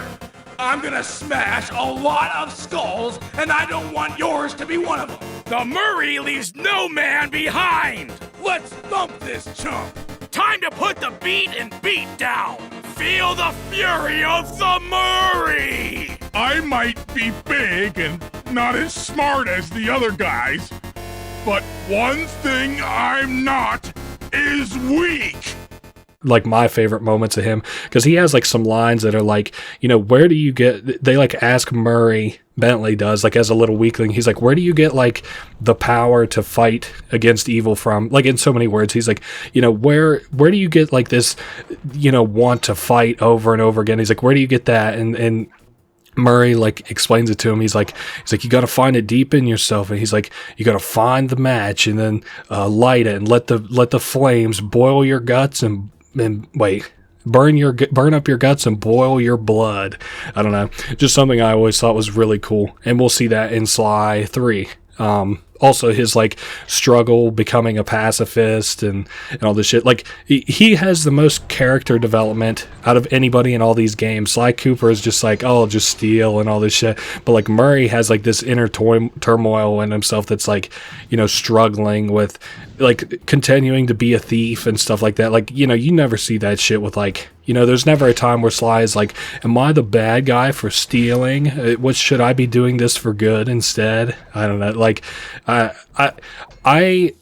don't dislike Sly. He's like fine. I like him as like the charismatic kind of semi James Bondish type, like where all of his skill, like he's skillful and he's charismatic, but he doesn't ever grow as a character. So he's like a guy who just kind of walks through all the aspects of these games. It's like, you know, no trouble at all. Like, yeah, I'm just doing Sly stuff.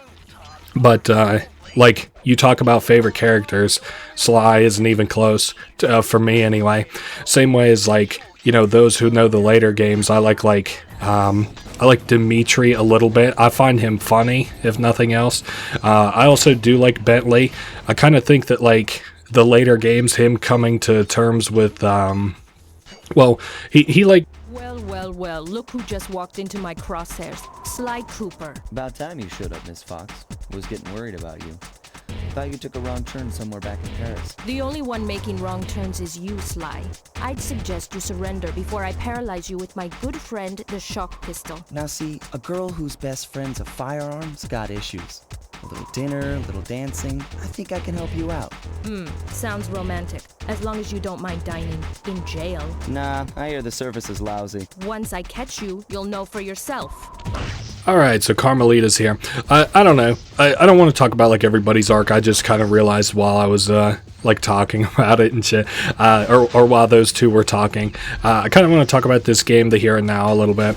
But I had you know, I had mentioned the gap between the releases of Sly 3 and Sly 4, which would go on to be named Thieves in Time. Now, we knew that there was going to be a Sly, like another Sly game called Thieves in Time, but like we didn't know how far along it was in development or when it was coming out. It was just kind of one of those things that we knew was going to take a while. And there used to be this YouTube series that was called like Sly Cooper Thieves in Time. Now I was a little ass kid at the time, so we've got the added benefit of like context in an adult brain now. But at the time, those videos, just to kind of basically summarize them, are like Microsoft Movie Maker used to come with like text that you could overlay on the videos, and it became pretty well known. Like if you Google like Windows Movie Maker text or effects or whatever, you can see all the different kind of shit that like people used Windows Movie Maker for that kind of became memes over the years, and Movie Maker text is one of them. But it was just Movie Maker text overlaid with like cutscenes from like the second and third game and stuff like that, and it would have the text would be like, okay, Sly, we've got to go forward into the future, watch out for Panda King, and then it would like be like a cut like Panda King with like pink text overlaid over his head that's like, I'm here to beat your ass, Sly, which is, just so we're clear, not ever uttered in any of the games and stuff like that. And I remember looking at that and thinking it was like real, those kinds of videos, and I was like, this game's gonna fucking suck, dude. I was like, this whole game's cutscenes, and they're shitty cutscenes. They're not even voiced. Oh, I hit the wrong power up there. I don't know. Just another bit in YouTube and 532. YouTube and Sly Cooper history is, and I'm gonna see if I can't find those videos. I kind of half wonder if like either the person who made them deleted them just because of time, or deleted their account because of time, or if like they kind of realize that they're shitty a little bit. You know, it's I kind of appreciate anybody's attempt at like content in whatever whatever form it sort of comes in, like regardless of quality. And it's funny because like some of like my favorite shit is like, for example, we were talking about, or I was talking about the Windows Movie Maker text overlaid on stuff. There's like a big category of that stuff used to be like, you know, people who, sorry, I'm getting in my head here a little bit. People who had like, you know, the Dragon Ball Z chat rooms or something, and it would be like, you know, Goku participating in a chat room with like Microsoft Movie Maker text and shit. But they would have stuff like the Konoha girls from like the Naruto stuff would like chat with one another and like talk about boys and stuff like that. And I always thought that was lame then, but like now it's like I look at that shit and granted those videos are now 15 years old or 16. Oldest video on YouTube just turned 20 years old the week that I'm recording this. Dude, this is going to be one of those Let's Plays, I tell you. My phone just... I never have my phone at full volume, but I had it on for, like, work here recently, and my phone just went off at full volume. Anyway, the oldest video on YouTube recently turned 20 years old as of this week that I'm recording this. So, like, that kind of, like... you know, stuff altogether is ancient at this point, so... I'm gonna hunt you down, Cooper. You can't run forever. Alright, we're back here, in the casino. What else was I thinking? Oh, I was talking about, like, the chat rooms and stuff. So, like, chat rooms are kind of a thing of the past a little bit. Like, maybe Discord a little bit is kind of taking the place of that, but I don't know. It's kind of archaic what a chat room is now, but like that kind of stuff, I find that like incredibly endearing and a little bit funny, that kind of content, like just people making like fake chat rooms for fictional characters and stuff. I don't know, something about it is funny and charming to me. I really don't think I've missed anything as far as, like, you know, story is concerned and stuff. These first, like, 2 or 3 worlds are kind of uninteresting to me a little bit. I like Muggshot. It's funny, he's probably one of my favorite characters in this game, but we have yet to really, really run into him. We do have the blueprint for Muggshot's stuff here, though, so if I get lost and I'm not able to find, you know, any of the blueprints for this area... or like find the last couple of blueprints, I know that I'll have them on my Binocucom. I also know that a lot of the bottles are on like this ground floorish type area. Okay, roll slow. Alright, we're all good. So, what from here? I guess I was just... the point of all of that was to say, like, some of my favorite content is stuff that you would consider now to be like pretty low...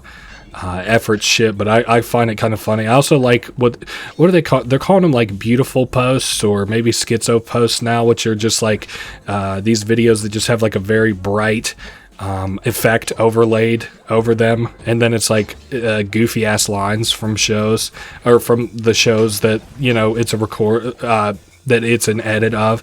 So, you know, it'll be like an edit of like, I don't know, like it'll say like beautiful Breaking Bad moments or something like that, and it'll have Walter White and he'll be like, you can't leave me, Skylar, and then it's like the screen's like all white, and I don't know. Just low effort stupid shit like that I think is like really, really funny.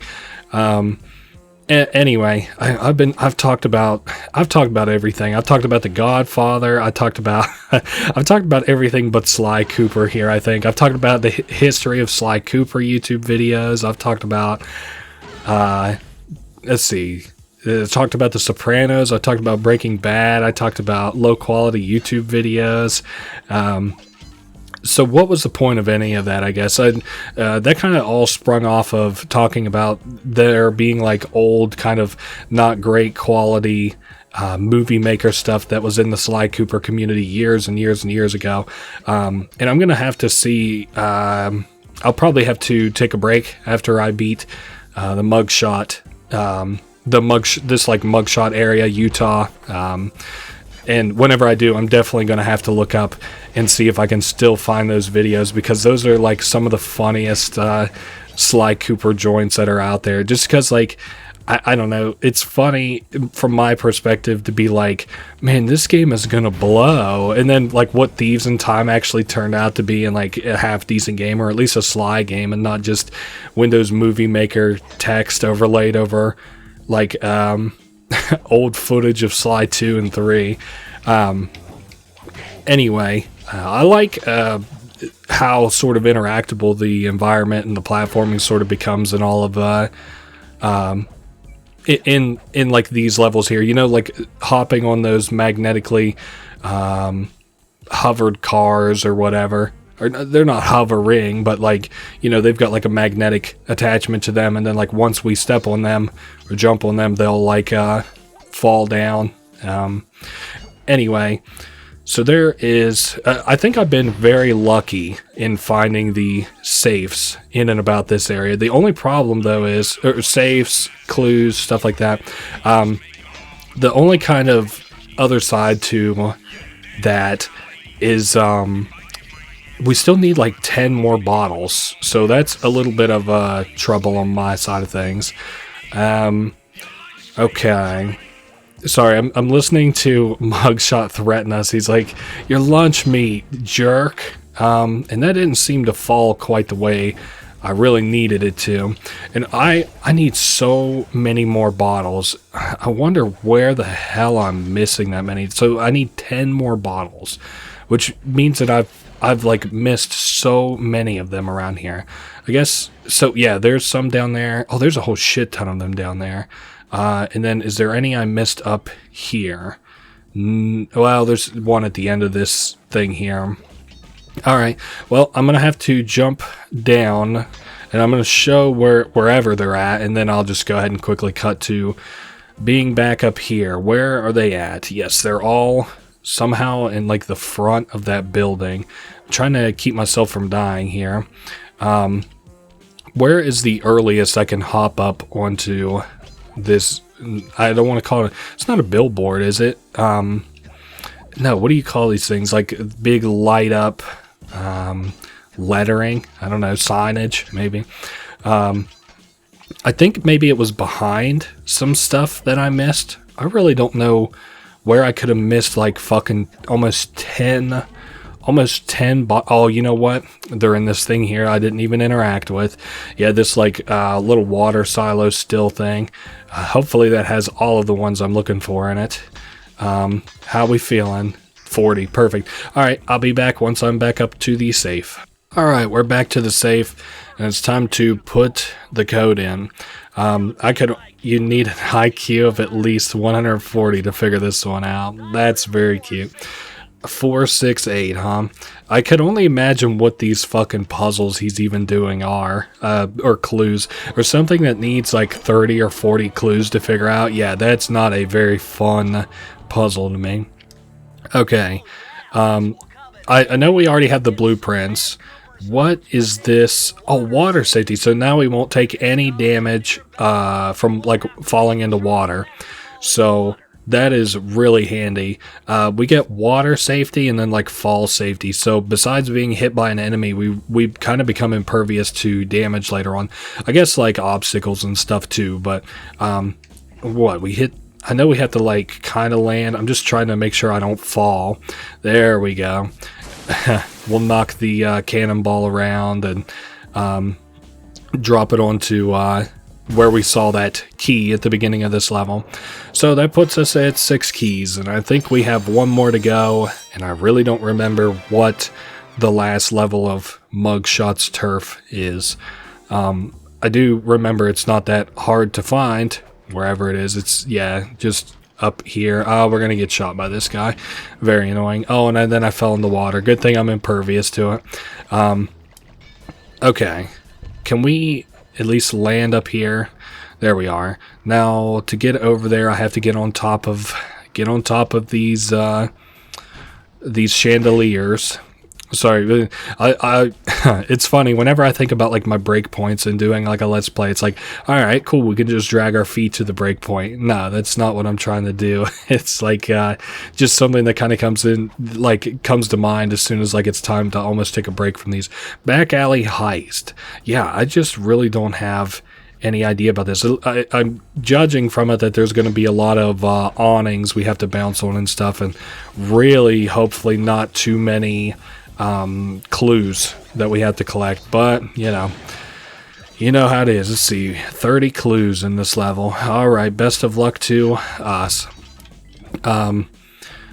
So I'm trying to think what I've completely exhausted myself now that I've talked about everything under the sun. But this game, it's a good thing too, because I really couldn't imagine I would have all that much entertaining stuff to talk about other than what I've talked about already. I hate that though, because like these are supposed to be let's plays or like playthroughs of the whole game, so it kind of disappoints me that this is kind of what it like. I hate to do this because it kind of comes off more as podcasting than anything else. Wow. All right, I'll be back in a sec. All right, we're back where we were. As I was saying, like this kind of comes off more podcasting than anything, which is like not really what people sign on for a game like this. But whatever. I mean, it's the full playthrough too, and like I talk about things, I guess where there's stuff to talk about. Anyway, so we turn off the security there. I see there's like so many places we can go and stuff around here. I think the plan is to fall down, knock this guy out, and then we'll like drop down to here where I'm assuming that there will probably be bottles, right? Well, there's ones coming up, but how about down here? No, not a single bottle down here. I guess it's just a place you can fall down to if you need to. Or maybe like you'll get shot down here or something. So we cannot continue from here. And see, we've got the yellow light. It's a good thing, too, that I've decided on a break because I already feel my voice starting to give out. So, perfect. All the stars are aligning for one big break. We've got the dog head, like these little dog gargoyles we're landing on top of. Maybe I just won't even go down there and kill those guys. I can't even see a reason why I would ever do that. Oh, our next little Sly thing we're doing is like hiding behind stuff and creeping underneath of banisters and shit like that. Oh, and we got caught by that one. Oh well, there's the alarm. None of those stay on for very long, so that's kind of nice. Okay, we got 2 bottles in that one, and there's 2 more to go. Oh, nope, a couple more to go actually. And I saw one more. Nice. We're up to 20 out of 30, so at least 2/3 of the way through this level, and then we can boss fight Muggshot. Okay. Oh, and I missed that one. You're shitting me, dude. Well, I'm going to have to fall. Or I'm going to have to somehow... Yeah, I'm going to just have to go back to the checkpoint. That's really disappointing. Oh, well. I wonder how I would do this if I had, like, the falling imperviousness. Can we... Okay. I'll have to just wait. There we go. Now I can surely probably jump off the edge. Anyway, we'll see where this puts me, and I might cut depending on... yeah, that's a minute back. I'll be back in a second. Okay, second verse, hopefully better than the first. There we go. We got 23 bottles, and I think that is the appropriate number. We're up to 24, break the safe, up to 26, and then hopefully we run into 4 more clues before we get to the end of this level. It's probably coming up on us pretty quick. We're up to 29, and there is the safe, meaning that I probably missed one between A and B. Where might... Oh, shit, no, we're just coming up on it now. I hate that they do that. Unless the safe is at the very beginning of the level, I hate how they reposition those right there, because I'm always like, fuck, well, now I'm going to have to find wherever that last clue is. Okay, so last clue for Muggshot's turf. For however much he had at the Thievius Raccoonus. 565. We can certainly do that. 565. Which is a shame. I'm surprised it's never... I think they do like a little animated joint for the 100% completion of the second game. Once you beat it, or maybe the third game is what I'm thinking. It's one or the other. But it's like a train heist. And they do like a little animation thing for it that looks kind of like... I don't know, like the cutscenes basically in these games. So it's kind of cool that like, I'm surprised it never took off and became like something you saw on like maybe Cartoon Network or Nickelodeon or something. But I don't know. Anyway, this is our new sort of power up. It's a little decoy that we can throw. Enemies will target it. It has really limited applications, kind of like most of the power ups. Most of the power ups that are worth anything in this game are kind of all passive at the end of the day. We're getting very close to finishing this. I'm pretty sure all we have left to do is the boss fight for here, the Muggshot boss fight. And I don't remember where the... Yeah, it's down over here where this, like, hotel concierge desk or whatever is. And we do have enough keys, all 7 of them. Cool, so we flip this, and this is like the elevator switch or something. Aha! And his big mouth with his big tongue, which is a stairway, comes out. And I guess we'll go up it. No powers will really help me out that much in this fight, but I could see maybe the slowdown power-up slightly helping in places here. Maybe, you never know. So we'll have a cutscene here, I believe.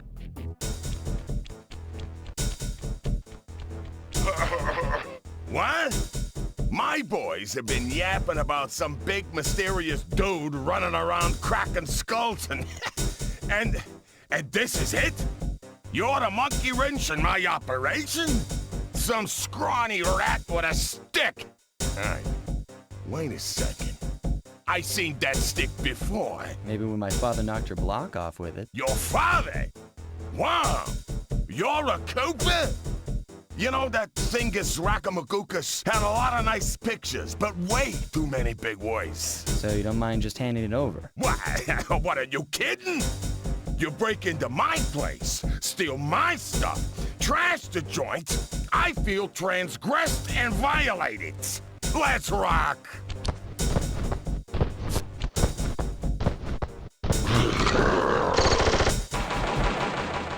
Damn, Muggshot's such like a... I don't know that cool's necessarily the right word, but I don't know. I fuck with Muggshot's character kind of heavy. He's funny. Like I mentioned, like with other characters, like if you don't think that their character is kind of cool and shit, at least you'll probably think that they're funny. And I've already died. He's like, yeah, it had too many big words. And then Sly's like, well, maybe you wouldn't mind giving it back then? And he's like, oh, no. We're doing things my way. So we have to go around and flip these mirrors on these crystals until we have them all flipped over. Muggshot, as long as you're keeping crystals in between you and him, really isn't any trouble at all. So his guns get destroyed between levels, and he has to ascend to get the next one. I think there's 3 different, like, tiers, you know, that we'll be traveling on. I really can't remember much about this.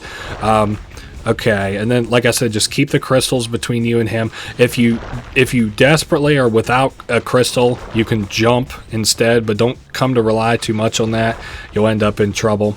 Okay, so we are using this crystal here very liberally. Okay, and I do think he can like shoot the mirrors to turn them back the other way, but that will very, very, very rarely happen. Okay, so we were able to dodge that somehow. Alright, not so bad. I'm hoping that this is the last mirror. Yes, and the last most level of his stuff is probably the easiest, but I also do see the potential for us to be killed here as well. So we have to keep that in mind. We are in a very dangerous position. There we go, finally. We got behind this mirror here. Basically, you want to use these as kind of like shields in between his attack patterns. Like, there we go, we can turn that one around. And we have more than enough time to make it to the next mirror. And you can get into the groove of this, but don't get into the groove of it so much that it gets you killed. So, like, don't get greedy, you know, don't try and, like, do any fancy stuff. Just hop up to the next mirror, and then wait behind it while he shoots, hop up to the next mirror. And this is it, another cutscene to follow. This is impossible. A little pipsqueak like you, beating a big, strong bruiser like me? It ain't right. You want all of that stupid picture book? You're gonna have to go down to Haiti and cross paths with Miss Ruby. And then believe you me, you don't want to be you. Muggshot's section of the Thievius Raccoonus contained an entry from my gunslinging ancestor, Tennessee Kid Cooper. His specialty was the rail walk and rail slide. Moves perfected through a lifetime of theft in the Old West. Getting out of town proved to be a little more challenging than getting in. Having just missed us, Inspector Fox went for the next best thing and dragged that canine steroid case off to jail. That was the end of Muggshot's gambling empire, and Mesa City's citizens soon returned home. While me and the boys, well, we enjoyed the rest of our stay in America, and then returned to Paris, ready for our next mission. Okay, so that has been Utah completely completed. We are 39% of the way there, and we're headed to Haiti, not the Caribbean. I don't know why I was thinking the Caribbean. Then it looks like we'll be headed to Asia after this. Hi, Murray. Are you playing the PlayStation 1 right now? Crazy how it looks kind of like a gravestone. I do want to watch this cutscene before I go on my break, so let's go.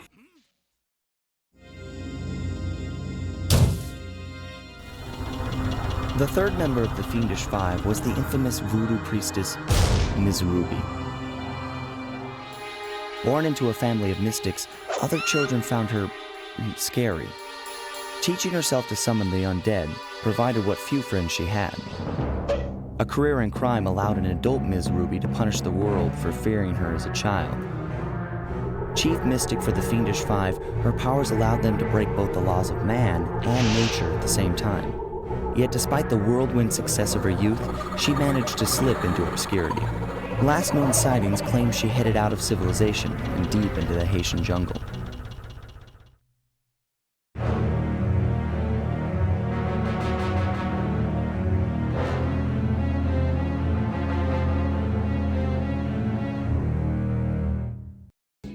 Alright, so that was Vicious Voodoo, and it's time to get started on World 3. Alright, day 2 here in the recording studio, aka my computer desk. So I kind of think I'll be able to get it done in this kind of go through. This recording session, I think I'll be able to get the second 2 worlds, and then the third world from the time I'm recording this, so worlds 3, 4, and 5 are all, sorry, hearing these guys yap again, 3, 4, and 5. 5 is actually like a really short series of like quick but very good levels. I would say that they're probably my favorite in definitely the first game, and it kind of rivals some of my favorite parts from the second game. And the third game's a completely different vibe, so... Bentley and Sly here are talking about the new move that we got told about during the last cutscene, or the cutscene before that, where we can rail slide across these, like vines, pipes, I don't know what all else, enemies' tails and shit sometime too. This seems to be the first of the, the swamp level, so ergo the introductory level, the same one we've had so far on every one of these like little worlds that we've gone to yet. Whoa, I didn't remember that guy being there. He looked a lot like the spider enemies from Jak and Daxter, actually. So I haven't sat down to edit the first part of my recordings yet, so I'm trying not to retread old territory too much, but I was actually able to find some of the stuff I was talking about in regards to like old videos on this on Sly and Sly 4. Man, if you could just stay close to the ground. Sly and Sly 4. So I'm trying to think about like maybe which order to kind of talk about things in. So the first video I was able to find was like an extremely... Hold up, am I supposed to go over this way? I see a bottle there is why I'm kind of... No, we're going to naturally go that way. I found like an old video of somebody's Let's Play. I can't tell if it's camcorder Let's Play or not. The reason I can't tell is because it's at like 144p, but it's so funny when compared to like now we have like upscaling in this game now where I have it outputting at least the in-game scenes 1920 by 1080p, so it actually looks kind of half decent. It even should look better than how this game looked normally, all except for the cutscenes, which all output at 480p, which I don't have any control over because that would be a little bit beyond me. Like, it's not something that comes native on the system or anything. Same thing, like anytime I ever play, like any games that have like FMVs and shit in them, like a lot of PS1 games I kind of plan on playing and stuff.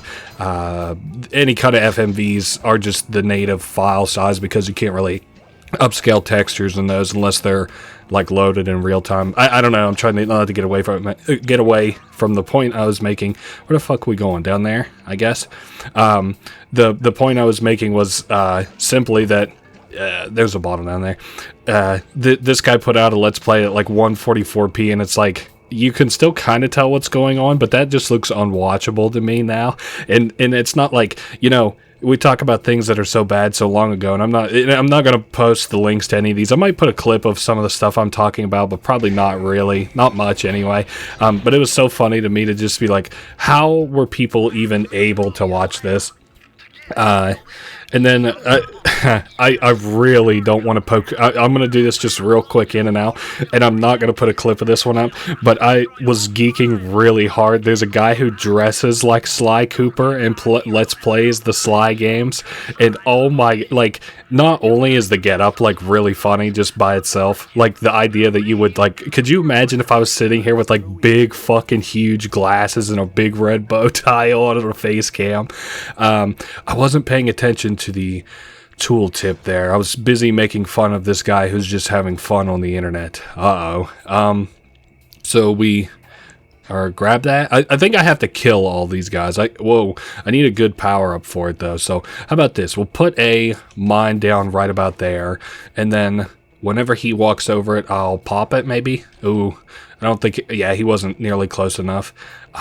Okay, what if I do that and then we'll toss a hat? Maybe I don't even have to worry about that. I'm just so kind of gun shy now after we did that mission with the Muggshot's goons where, oh, that blew up something. Muggshot's goons where they were like so super sensitive to, you know, the audio or whatever.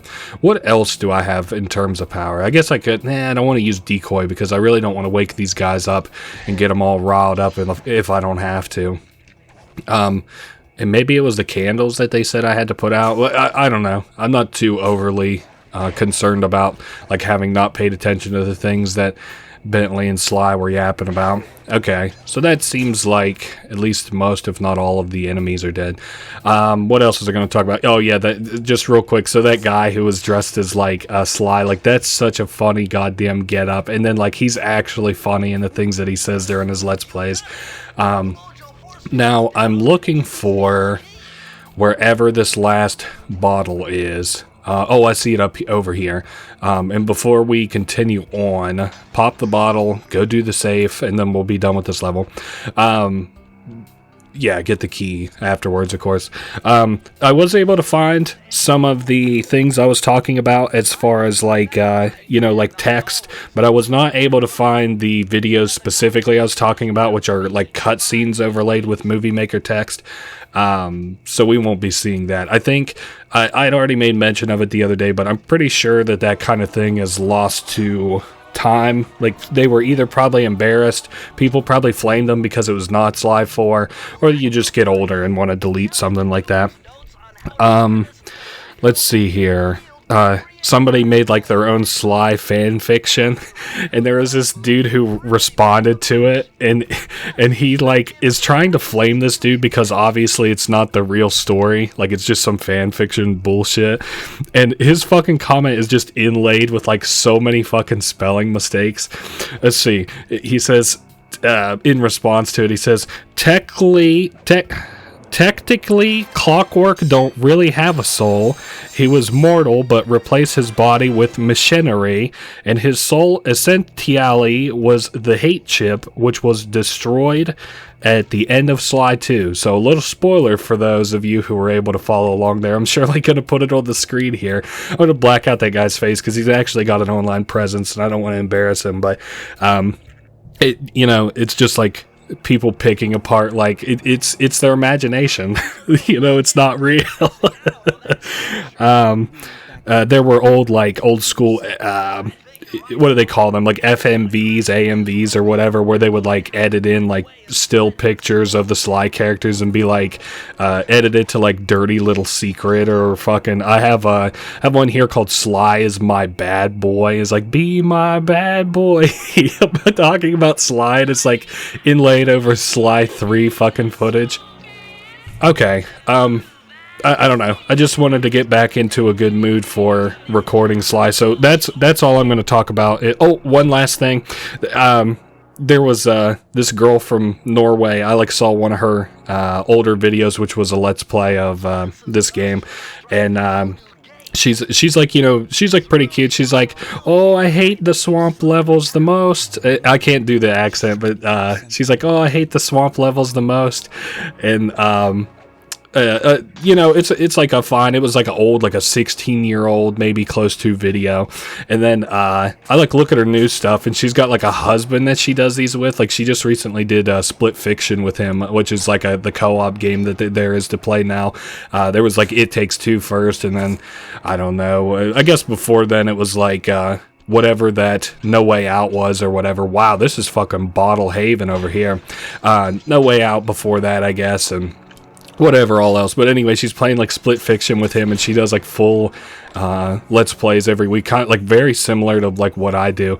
And my thought was like, damn, that's what I need to do. I need to get me a baddie from Norway who like just wants to do long plays of games with like some lame dude on the internet. I don't know. I'm just talking shit here because the swamp levels like kind of creep me out a little bit. They're a little bit eerie. There's a couple specific parts of the upcoming levels that I remember being particularly eerie. Alright, so we're at 14 out of 30 clue bottles. This level feels like it has the potential to be really condensed, and this might even be the level I was kind of no, you know what, this isn't the level I was talking about, I don't think. But Bentley and Sly really don't talk about anything very important in this game. The only thing that's like super important, and it's the stuff that I bother to be quiet for, like the cutscenes where we can get the exposition of where we're going and stuff. And of course it did turn out that we were actually in Haiti, not in fucking the Caribbean like I thought. So unless like I'm pretty sure the Caribbean is located over in the east part of the world. I had already mentioned earlier that you cannot tag me for being extremely bad at worldwide geography. That's my mulligan. Can't make fun of me for not knowing firearms. Can't make fun of me for not knowing cars. You can't make fun of me for national geography. You can't make fun of me for local geography because I'm not too great at that either. I don't know. I'm just yapping here just to yap. These kind of levels, like, I just kind of want to be through this one a little bit quick. I'm interested in some of the mini games in this series of levels. Bentley has already mentioned it, but he's like, oh, there's something huge underneath all of this stuff, I think. Like something huge under the water. So this level otherwise would have been extremely eerie for us. I'm going to try my best. I'm not going to talk about anything else. I've said everything like not concerning the game I think that I kind of want to. So we'll just stick to the game from here on out. Anyway, we have 7 more bottles to get, and it is my sincere hope that I'm able to get... Oh, fuck. Here comes a Crash Bandicoot-style chase sequence, so get ready for that. If you remember those kind of chases from the old Crash Bandicoot games, and I am surely going to get the hell penalized out of me, especially breaking that bottle. Okay, it gives me a little bit of a boost there, and it slows him down a little bit whenever I get hit, so that's not so bad. This was, like, one of the areas I was talking about, like, this doesn't, like, strike the fear of God into me or anything. Maybe the way it would have used to whenever I was, like, a little-ass kid, but, yeah, I'm definitely not thrilled by seeing this giant snake. I don't like snakes in general. I definitely don't like malicious snakes. I don't really like cartoonish kind of eeriness to snakes. I'm trying to think, the Jungle Book also had a very weird snake in it with its like hypnotizing eyes, and I haven't seen the Jungle Book since I was probably like 6. But I remember really not liking that snake with its eyes. I thought it was OP, and I really have no idea the story of Jungle Book other than the fact that that monkey wants the secret to fire from him. Wow, I'm really I'm really stumbling here. Oh shit, it gave me some invincibility there because we've got invincibility to water. I forgot about that. I was just thinking, I was like, oh great, I'm gonna have to cut that because I'm getting to yapping too much again. I think I'm in a little bit of a bad way. He's like extremely close to me. Oh, and we just barely made it here in time. Now where the hell is that safe? Because I did get all of the clues despite myself. Alright, so there's a key. Fuck, I think that automatically ends the level, doesn't it? Nah, you're shitting me. I wasn't paying attention. Alright, I'll be back in 2 seconds. Alright, we're back here. I've got both of my brain cells firing on all synapses, so hopefully the safe is here. Yes, right across this little branch. I wonder what we'll get. Because I think some of the end game power-ups are kind of powerful. I really can't remember. I really like the no water. I had to overcome personal demons to get this code. That is interesting. So Bentley had some off-scene character growth to figure out this code. What was I saying? I don't know. I've gotten so off topic for this game. Like, I've almost considered scrapping this Let's Play. This can be my stupid nostalgic episode. Using the data on this page, I should be able to tap the duty roster. Oh yeah, this is very weird. This is a very weird upgrade, which I'll have to show you once we actually find enemies that we can interact with. So every enemy in the game, not discounting bosses, I guess, will from now on have like a little bio about them, I guess, in so many words. Whenever we scan them with our binoculars, I'm looking for an enemy. I don't really see any. I guess we'll just have to go into a level and see. Is this where... No, that's to, like, continue. We have to, like, unlock something to go that way, I think. So we can just go this way? Ah, there's a guard. Perfect. So if I whip out the binoculars, it says, like, Mojo Dupree is his name. His like, genus and species or whatever, Rodentia voodooium, and he enjoys golf. So that's some fun facts about this guy we're about to completely fucking destroy. Shame that he enjoys golf. I find that an extremely boring sport, but one of my favorites to watch because it's not too interesting and I can usually work on something while I'm watching it. A grave undertaking. Ooh, this one's probably gonna have something to do with ghosts and graves and... Oh, speaking of which, I thought I remembered there being ghosts in this game. Oh, and there are shit tons of safes up by the end level safe, so something to keep in mind as we get ready to exit this level.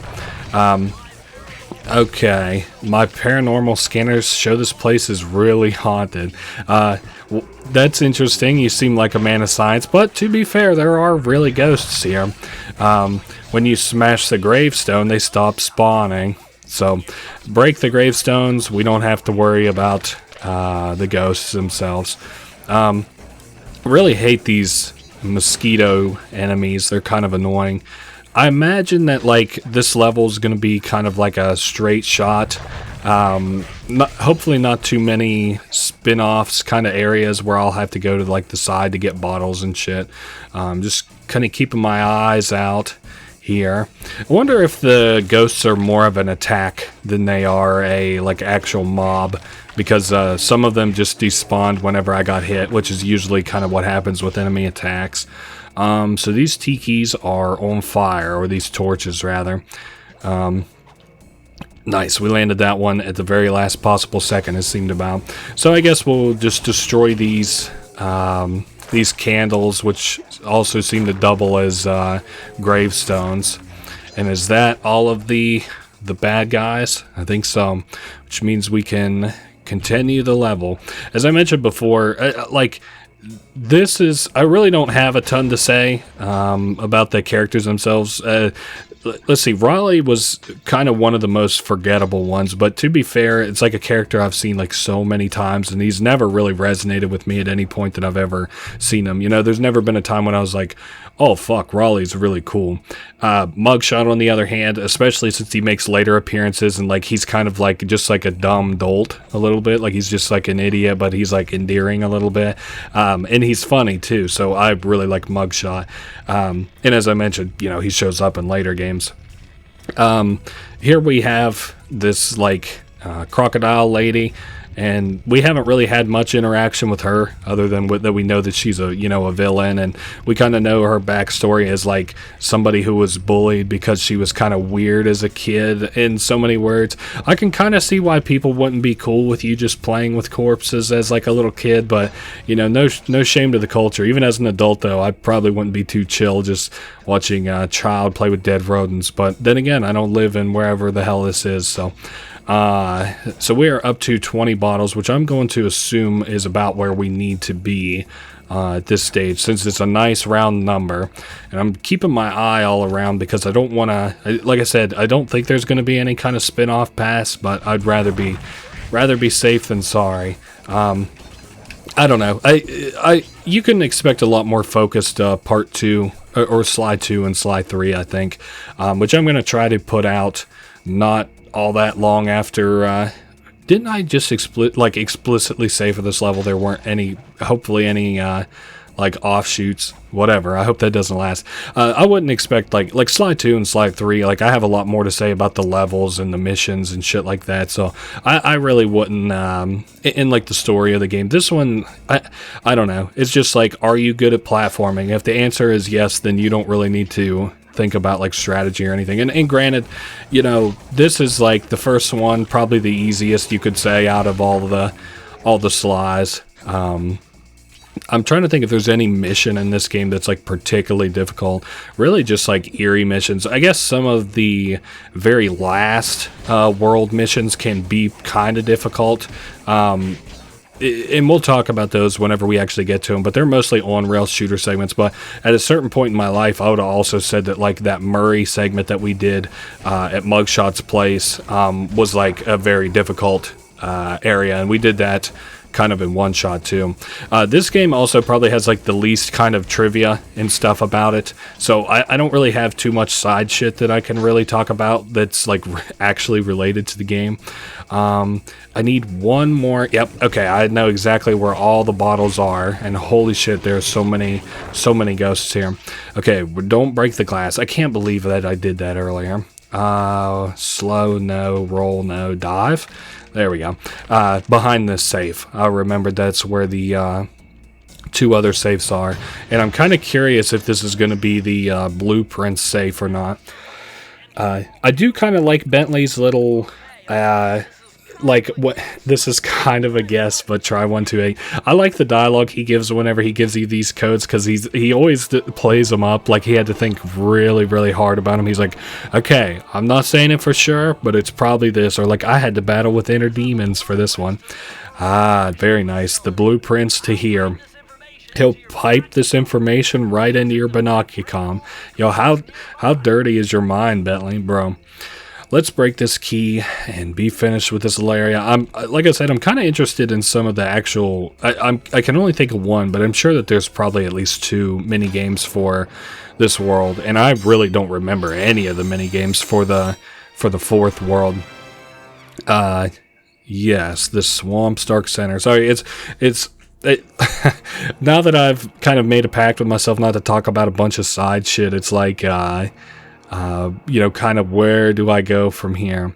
So I see this. I guess we could climb all around to get back there like this. Yeah, I mean, there's no practical application for the Binocucom kind of deal. Oh, this must be one of the mini games. I was actually thinking that this was a completely different level. Oh, okay. So we have to open up a voodoo gate by lighting 25 tiki torches. We can do that. What's the catch? Okay. We'll probably be accosted by enemies that we'll have to dodge. One more thing. You need fuel, which I guess is going to come from these piranhas. Okay. I guess we can manage that. Run them down with the boat. 1 fish equals 1 shot. And we only got 2 minutes. So this is a quick thing. And we have to do how many? 15, 25, 25. All right. So we generally need to do about, what would it be? Like maybe like a torch every 2 or 3 seconds. Why am I really struggling that much with these guys? Okay. Torch that one, torch that one. I guess kind of part of the trouble too is going to be like finding some of these torches. 2 and then 3. How are we doing on time? Again, I missed math earlier. I think we got about 4 seconds per piranha, or 4 seconds per torch. So if we do 4 times 8, 1632, we're actually falling behind on time, so that's not good. But with that there, that'll probably give us a bunch of time. Okay, good. We got that one. All right, so we're about generally-ish halfway there. It looks like this is going to be a real neck-and-neck kind of minigame. And I think there's some kind of a chicken minigame in this game. I really can't remember. There's another one. Let's see, another 4 seconds. So this should give us about 20 seconds on catch-up. I like the hog kind of motif of these things. They look kind of nice. And then, like, you know, they're spitting out flames out of their mouth. That's cool. All right. There's a hog, another one, and I think we're actually doing just fine on time and everything. We got 3 more to light in 30 seconds. It ends up being 10 seconds. It's over like 2.5 times as much, 2.5 times as much time as we were allotted. So I've got 1 hog over here, which is kind of where I was assuming that, like, you know, we would have a little bit of trouble is getting these like last ones that I hadn't yet grabbed earlier. I just like kind of spread them out, but we got lucky. It wasn't, we didn't get penalized much for it. And then I think we park it and grab the key automatically, which is very good. Now, like I said, I think there's another like knockout chickens mission that's kind of a mini game instead of like a proper level, but I don't remember it very much. And according to that, we're approximately halfway through the game, but I'm sure if you look at my time, I think we're a little bit over halfway through the game. We'll see. Maybe it's like also counting the time trials into that. So we were already up there. I guess really the only place we had to go is over here, and that's even if we're able to, which it kind of looks like we're not. So I can break this. I really don't know where we've got keys to right this very second. Oh, okay, we have keys over to this way, and we do have +1 key, so that must mean that like we did all the levels that there were to do over here. Okay, so we have freed the snake from that other mission, and he breaks open that gate there. I always felt, so this kind of was eerie to me too as a kid, but I always felt a certain amount of comfort knowing that like this is the last time on subsequent playthroughs that you ever have to see that guy, unless of course, you know, you replayed the game or whatever. But so what, probably only 3 more levels. Oh, we have a lot of bad guys. Some kind of voodoo egg beater. Oh shit, stir up this unsanitary mess, says Bentley. I don't know, I don't like swamps. It's funny, this Let's Play has been a lot of like gushing over YouTube videos and like complaining about things I don't like.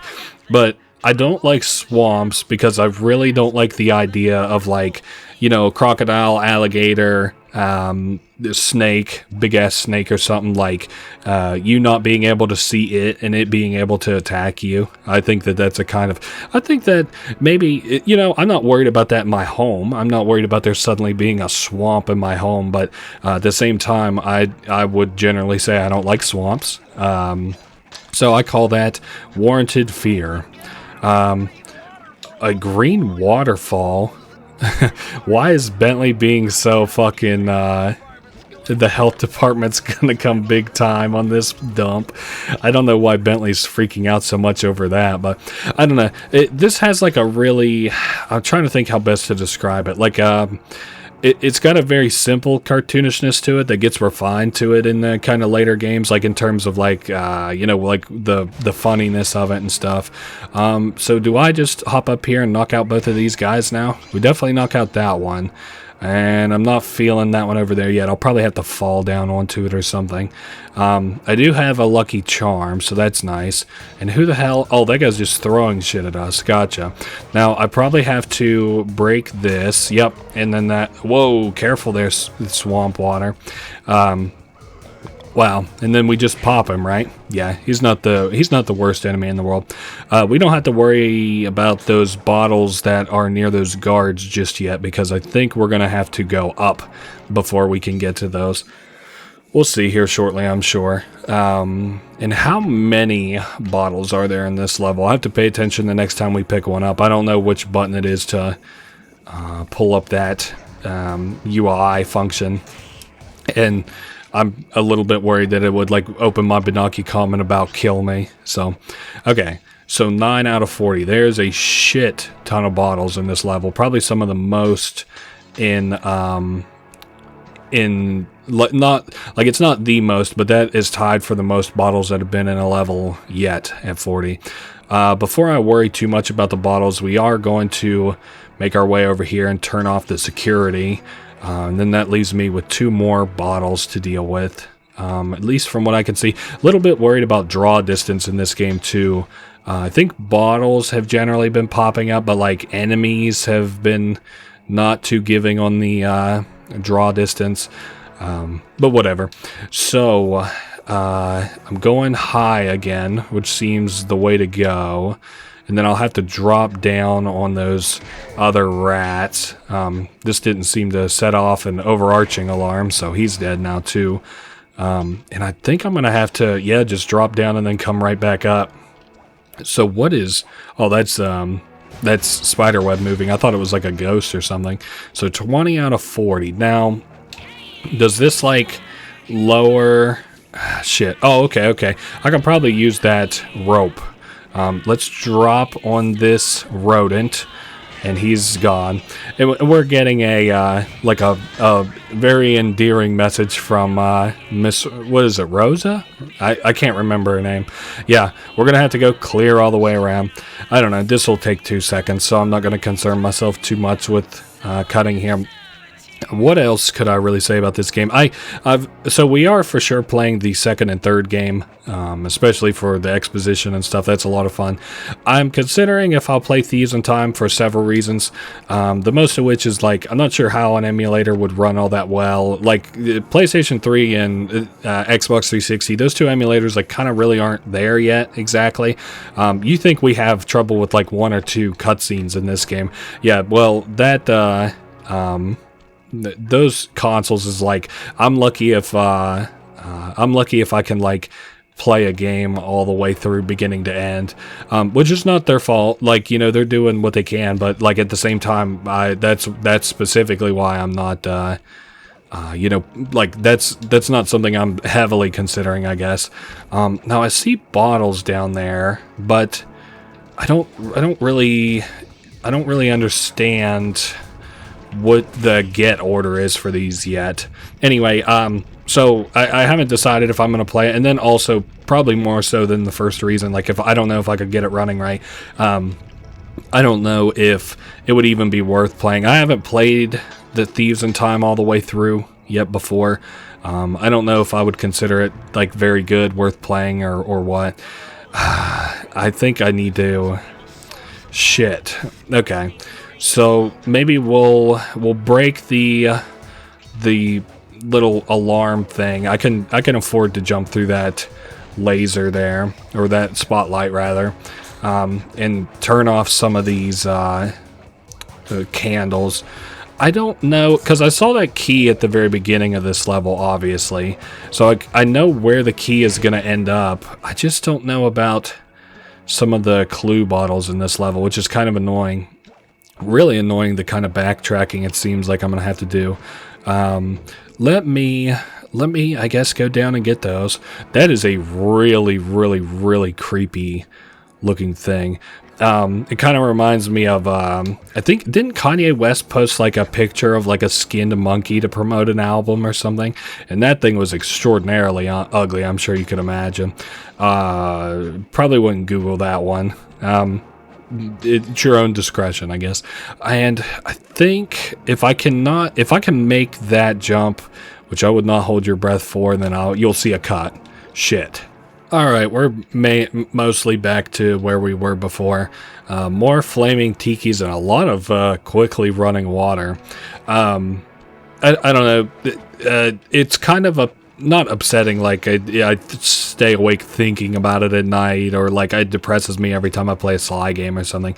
But like it is kind of a little bit upsetting to, you know, how they've kind of let kind of beloved childhood IPs like the Sly games and the Jack and Dexter games kind of just, that is really fucking scary. Holy shit. Just kind of like a flounder a little bit. Again, like, you know, it surely just has to be not monetarily feasible, but like, as much of a throwaway kind of bullshit game that Sly, Thieves in Time was, again, it seems like fine in terms of gameplay aspects, but like I think a lot of people were just kind of disappointed in the story. I really think most people, I don't know, I don't want to spoil things, and I definitely don't want to speak on things I don't know, but like a character which was beloved, coming in from the third game, which like gets turned into a villain in that game, I think people thought it was kind of bullshit, and I kind of agree with them. I don't know. I guess we're a little bit far from talking about them just throwing the bag on Sly and Dexter games, but I don't know. Well, you can rest assured that we'll continue getting a 1-for-1 remasters every time that a fucking Last of Us game gets remastered, that Todd Howard will remaster Skyrim. So we've got that to look forward to in terms of gaming for the next, let's see, it's 2025 right now, probably at least till 2032, and then the diminishing returns on those will have to preclude them, at least it'll force them to do something else, probably some other game that's just a little bit better than mid. Maybe the God of War movie will come out or something cringe. Anyway, speaking of which, I really kind of fuck with the first 3 God of Wars, and I'm kind of considering playing them a little bit. Here's our second mini game I was talking about. We've got like a cannon on this thing. I don't remember what the kind of gimmick of this is. It's left stick to move, right click to shoot. We've got destructibles in the environment. I think that, excuse me, this is just our brief little tutorial here teaching us how to use this vehicle. It's cool. It feels really nice, and I kind of think that there is like a later sort of segment with this, maybe with this like hovercraft or whatever. And it feels nice. I guess I see we've got a checkpoint coming up. I don't really remember what the gimmick of this level is. Is it like a straightforward shooter? I thought there was like something to do with like actual mini games instead of like or an actual mini game concerning this instead of like what it seems like it might be. What is this? Pop all the candles? Or I don't know. Very weird sort of change up to the formula a little bit here. But like the Jack and Dexter games with like the Lost Frontier and Jack X, like who the fuck was asking for a racing game or a or like a complete sort of like spin-off and then like destroying all of the work done on people's characters and like bringing in all these like Drek in the gameplay like aspect of it, like just being all these like sky pirate fighters or whatever.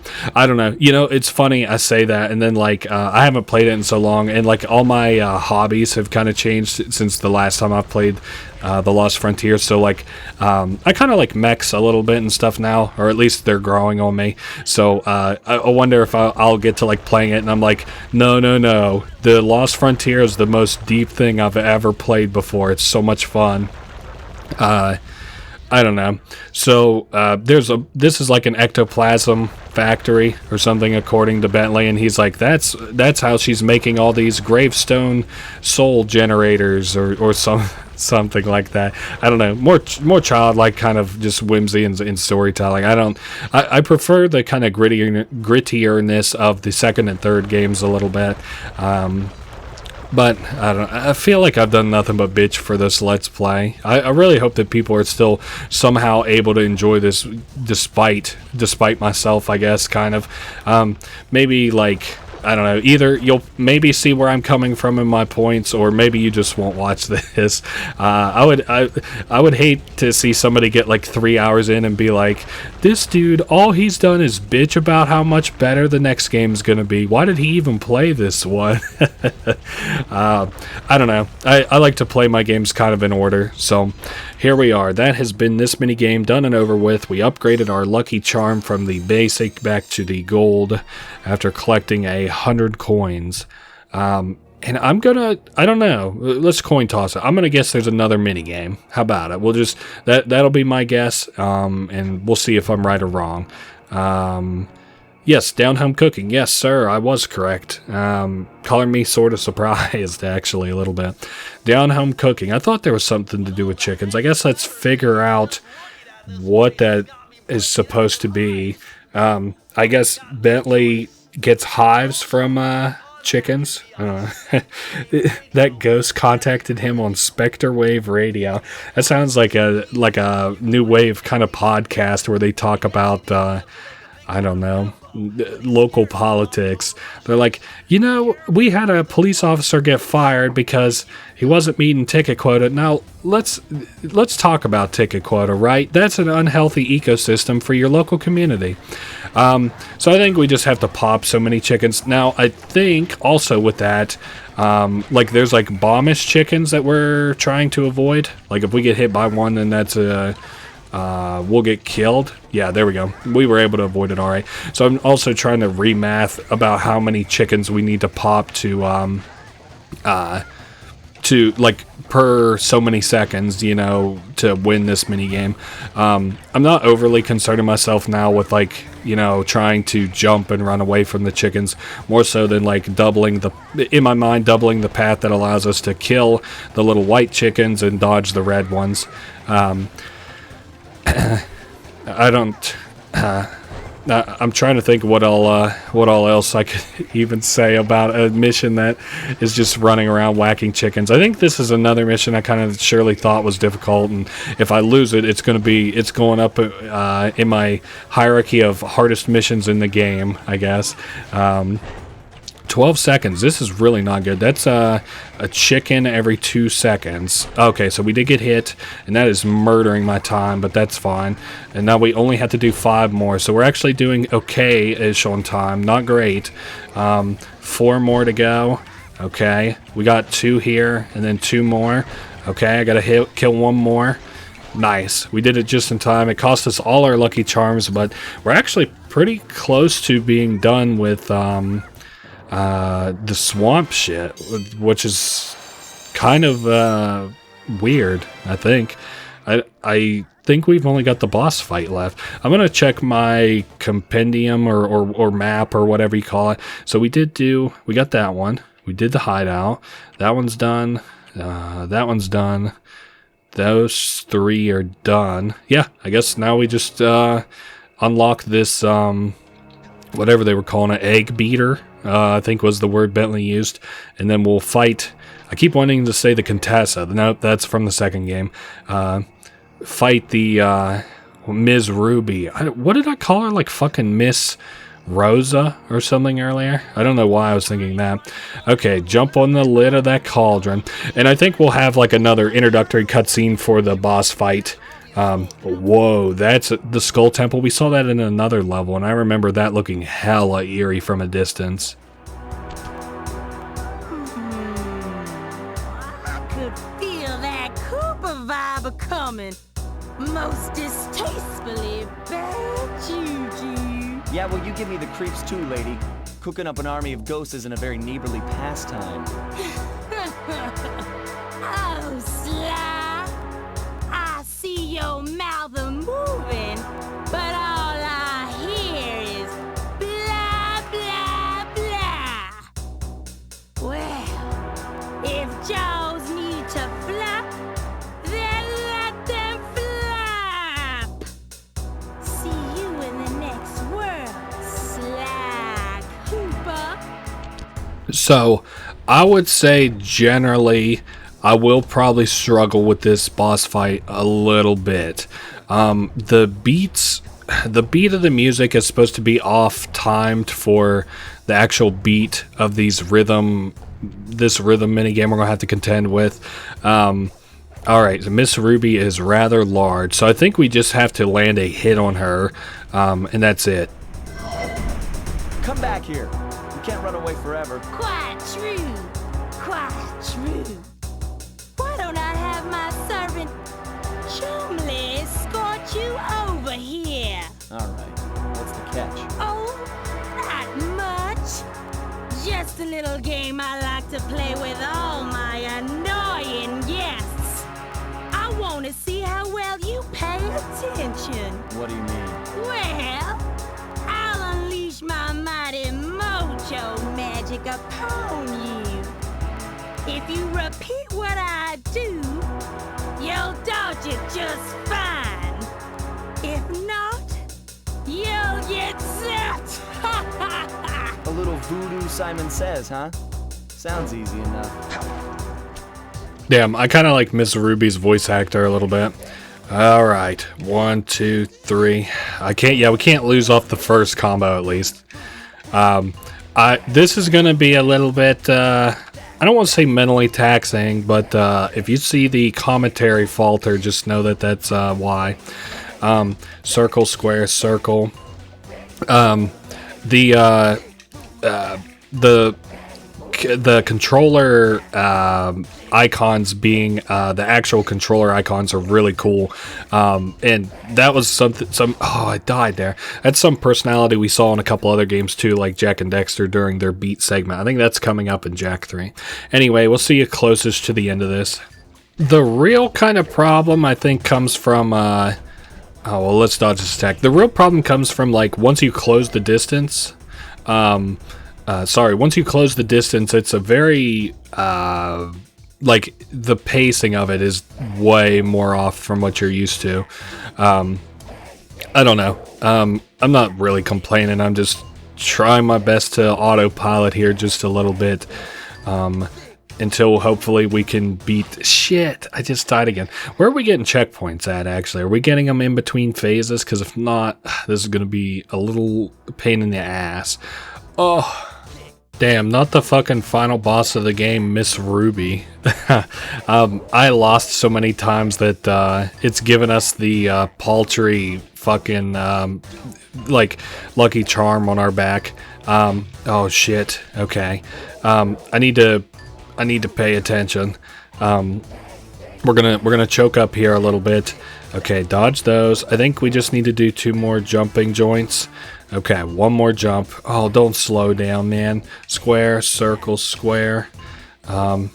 Triangle X.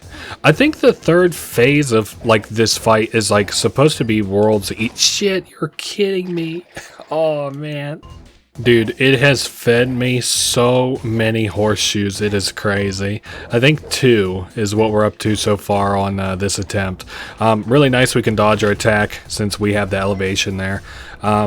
And like I said, I think this third act is supposed to generally be easier just by my estimation, because it's actually faster, or it's faster and it actually kind of stays on pace with the music a little bit. My alternate sort of strategy was like, I have headphones here, so whenever I say turn off the music, you would still hear it. But my alternate strategy was thinking like, just turn off the music in my headphones. Maybe that's tripping me up. We're semi-close here. She's out of chickens anyway, out of lives. Okay, let's just tighten up. Triangle, triangle. 3 more. Triangle, triangle, triangle. Oh god. No, you're shitting me. Alright, we're pretty well close to where we were. She's throwing out these weak ass attacks. They're nothing. She just can't handle us anymore, I guess. Oh, the straight triangle attacks. Oh yeah, this is about where we made it last time. Just have to keep avoiding those. And I think 1 more. Oh no. Okay, just hit her. Just hit her and be done. Oh, and a cutscene. You certainly got some rhythm, Raccoon. But it won't help you none if you're fixing to go after the Panda King. He's tough, with a capital T. If you go poking around his stronghold in China, you're likely to get poked back. Yeah, well, if he's anything like the rest of you, I think I'll manage. Ms. Ruby's section of the Thievius Raccoonus held notes from my pioneering ancestor, Sly Cooper.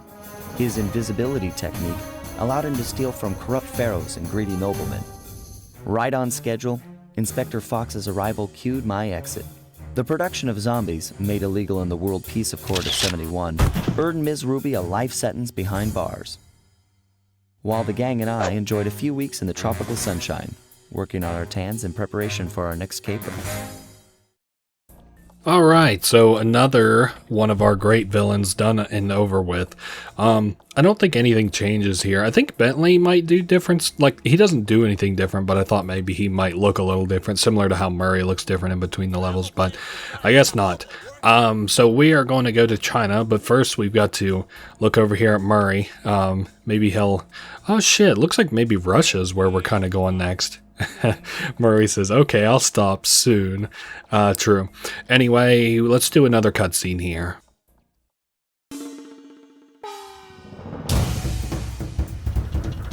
The road trip gave me the time I needed to study up on the Panda King.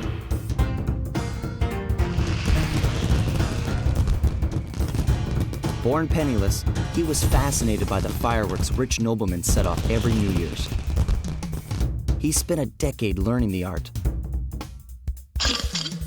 But when he tried to offer his fireworks to the noblemen, they couldn't see past his shabby clothes and chased him away. Humiliated, the Panda King took revenge on those who shunned him by using the very tools of his art for crime. The Fiendish Five recruited him as their demolitions expert, and from then on, his explosive touch became feared worldwide.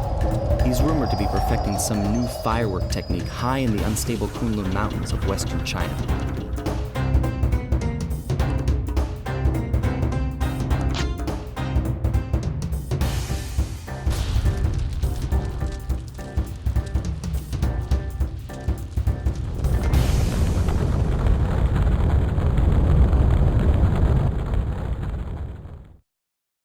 Alright, fire in the sky.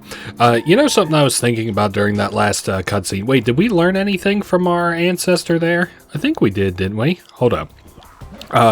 Anyway, something I was kind of wondering about was, like, did the Coopers live in, like, a fucking compound? Why did they need to get together this, like, super team of, like, crazy-ass, super strong villains to, attack the Coopers? I don't know, and it becomes even more like apparent once you get kind of the exposition for Act 5. But yeah, that's what I was kind of thinking of, is like, so they need muscles like Muggshot, which is fine, like he beat his ass. Maybe like Miss Ruby's like big, and you know, she was a whatever her role was in that. Then you got Raleigh, who was like the tech expert or whatever. And then you got fucking Panda King, demolitions expert. Again, like, did they live in a fucking compound with like castle walls that were like 30 feet high? I don't know. Something I always kind of thought about at the beginning of this mission, whenever they're like, oh, very pretty. Oh, not very pretty. Oh shit, he just killed that whole village. I forgot about that. Anyway, wow. That poor village got buried in freezing snow. So I guess that's where we're headed for, is that giant statue. What was I? Oh yeah, it's something that's always struck me at the beginning of this game, is like, why did they have this super fucking gang of people? Like, was Sly Cooper's dad like that much of like a, you know, I guess combatant, sort of like a that strong of a guy? I don't know. Which is like, you know, he didn't take anybody out, so maybe that, I don't know.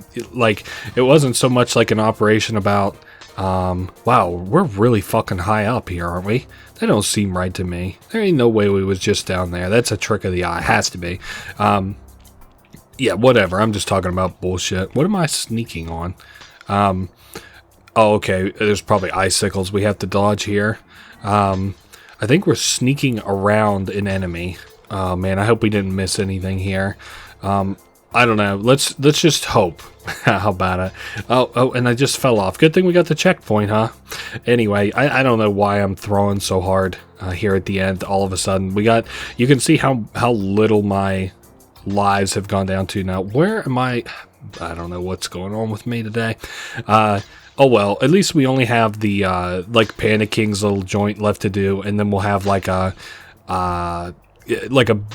big, I would call it more like one big long cool mission rather than I would call it like a bunch of small missions. The like final act of this game, which is cool because I really fuck with it. And then it opens up the avenue. I've been wanting for like, you know, pretty well since I started this channel to play Sly 2 and Sly 3. Again, I've just been sort of waiting on like what I consider like I don't know. I've been waiting on having the patience to sit down and beat Sly Cooper and the Thievius Raccoonus because, yeah, as you can tell, it's like not been so bad. I don't know. I definitely feel like I've crutched a lot on this Let's Play by just talking about random sort of shit, which I hate to do because it's like a Let's Play. You know, it's supposed to be about the game. Yeah, I don't know. It's like fine. People probably really don't care. You know, it's funny. People are really not nearly as hard on me on this website as I kind of figured that people would. The only time, I don't know, I don't really want to talk about this, but I've only had like a couple complaints about my stuff, and I already talked about one of them at the very beginning of this Let's Play. And that was like somebody who was like really offended by the fact that I think it was like Buckingham Palace or something I didn't like know. And I was like, oh yeah, I don't know where this is located at. I really don't know any places in like Europe or whatever, or some shit like that. And they were like, you know, it wouldn't hurt you to shore up on some fucking geography of the games that you're going to be playing. And I was like, oh, sorry, I'm stupid. And they're like, respect. And then like I had somebody, whenever I was doing all of the oh shit, nice, that's what we're doing up here. Knock that bridge down, and then the second one destroys the floor beneath us. But we don't have nearly enough bottles. Where the hell are all the bottles at? We need like 16 more. Okay, remove that, but I'm still missing like so many fucking bottles. It must be in this next area coming up. Anyway, oh yeah, whenever I was doing my my Yu-Gi-Oh, wow, what the fuck was it? It's like the only Yu-Gi-Oh game I played on this channel right now, and I can't remember what it's called. The Yu-Gi-Oh game, Duelist Legacy, I think it was, there was somebody on like part 7 or something. I only did 8 parts. It was looking to be like it was going to be 12 parts, but I really can't bring myself to play any of that new shit, dude. It's like so boring. Anyway, so like on part 7 or something, somebody commented and was like, dude, just use cheat codes and beat this game already. And I was like, it's very endearing that you've watched, I guess, all of my shit up until this point, but like, if you're bored with it, just click off of it. I know it's kind of fucking boring to watch me duel over and over again a little bit, but like maybe you're interested in the strategy or whatever, and it just gets completely defeated and using it like just cheat shit. Oh, I'm gonna get annihilated here. Oh, this is really bad actually. Not roll slow. Okay, that'll give me a little bit of time to think about things. I guess that was kind of what I needed. It's also, like, I feel a little bit dangerous to use slowdown on this game because I can't imagine that the PlayStation 2 emulator likes that all that much. But hey, we got our checkpoint, and I see the last 3 bottles that we have here as well. I don't know. It wasn't, again, to witch hunt that kid or anything. I definitely don't want, because it was like a little ass kid that like commented or whatever, but I do kind of like the idea of somebody who's like, I don't know how you could watch all the way up to part 7 and then finally be like, dude, this is boring. Because they're like 8-hour parts, so it's like it's like getting fucking like 2/3 of the way through a Ken Burns documentary and be like, I don't know, man, I just keep falling asleep. It's like, how didn't you fall asleep at the beginning of it? Oh well. And I don't think anybody else has really complained. I mean, on my lore videos, people complain a lot about how I pronounce stuff, but I really, you gotta kind of have thick skin for that, because I've always I don't know. I have a weird way of pronouncing things, which I guess is wrong. I'm trying to think of anything in particular. I called in, oh boy, don't want to fuck it up again, an archipelago,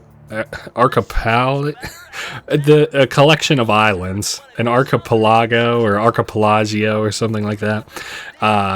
What is this new power-up? Move while staying invisible. Very slick. Hold down circle to turn invisible, then we can move. Oh, so whereas before I had to just stay still with invisibility, now we can walk around with it. Jotun. I guess calling it a Jotun was incorrect. I don't think that's a bit of a local dialect thing. I think that was just me being wrong. Archipelago, and fuck, there was another one in that same video. I can't remember. I mispronounced too. But yeah, people usually don't let me live down whenever I mispronounce stuff. Kind of cool that we've gotten the same key for every level. You know, I think they redo like even the coins on these levels, didn't they? Like what? I think I remember Muggshot's shit having like his face on it. I don't know. We'll have to see. I need to collect acorn. Kind of weird how like few coins I've kind of ran into, but now that we can actually move, I can just do like a little sneak attack like that. Yeah, see, it's got like the Panda King's little claw on it, so the coins must be different on each of these levels. Ah, okay, we're gonna work our way up to the Panda King with some fireworks, use them against him. Let's hear it, Bentley. What's your big plan? We're gonna have to break into reinforced ceiling hatch. I need to get one of those installed on my house, a reinforced ceiling hatch. We need a couple treasure keys. Now, I don't remember this level or this act having a lot of like mini games on it or anything. King of the Hill. I guess we'll have to see pretty well directly what this is. This is being the mini games I was just talking about. Oh, we got another Murray joint. Okay, hi Murray. I imagine that this is going to be extremely similar to what we did before. Alright, Murray. This time you don't have the lucky charm on your back, so best of luck. Let me fire this just so we get a feel for it again. Alright.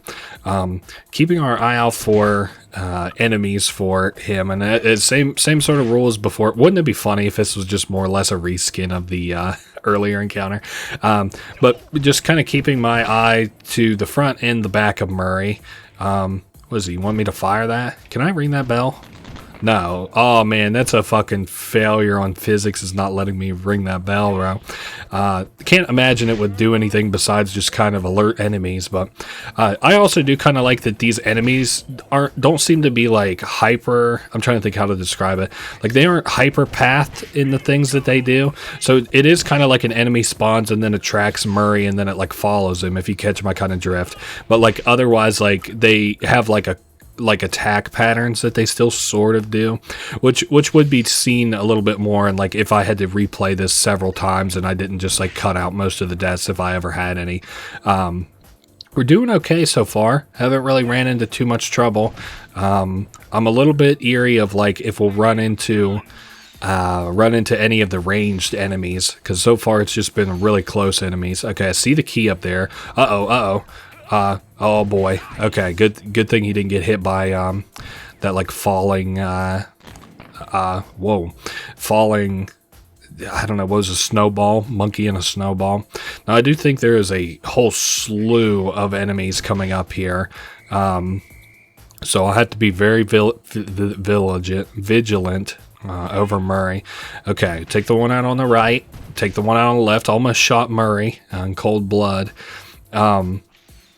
So he's up on the topmost part. We have to be really close. Like, is it a straight shot from here? I have to keep our eye on him. Don't get too cocky here at the end.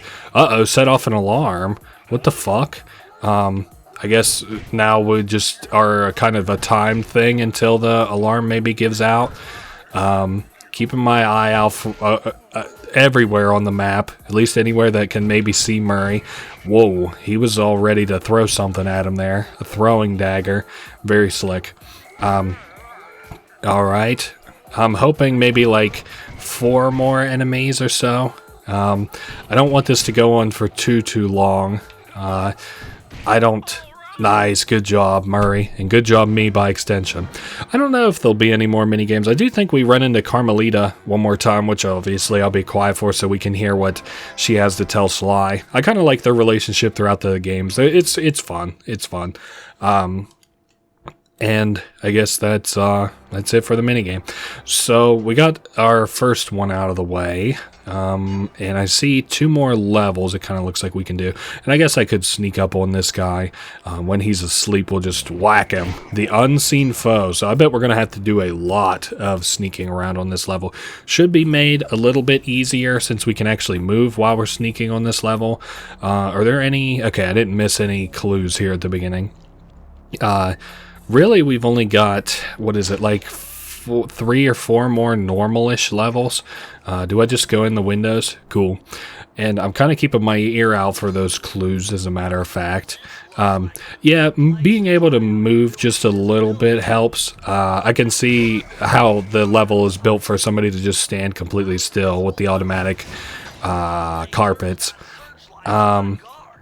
All right. Oh, okay. And apparently Panda King is big on guards and not necessarily searchlights, or at least in this level, because I'm pretty sure it comes up quite a bit in later levels. But so 6 out of 30 clues.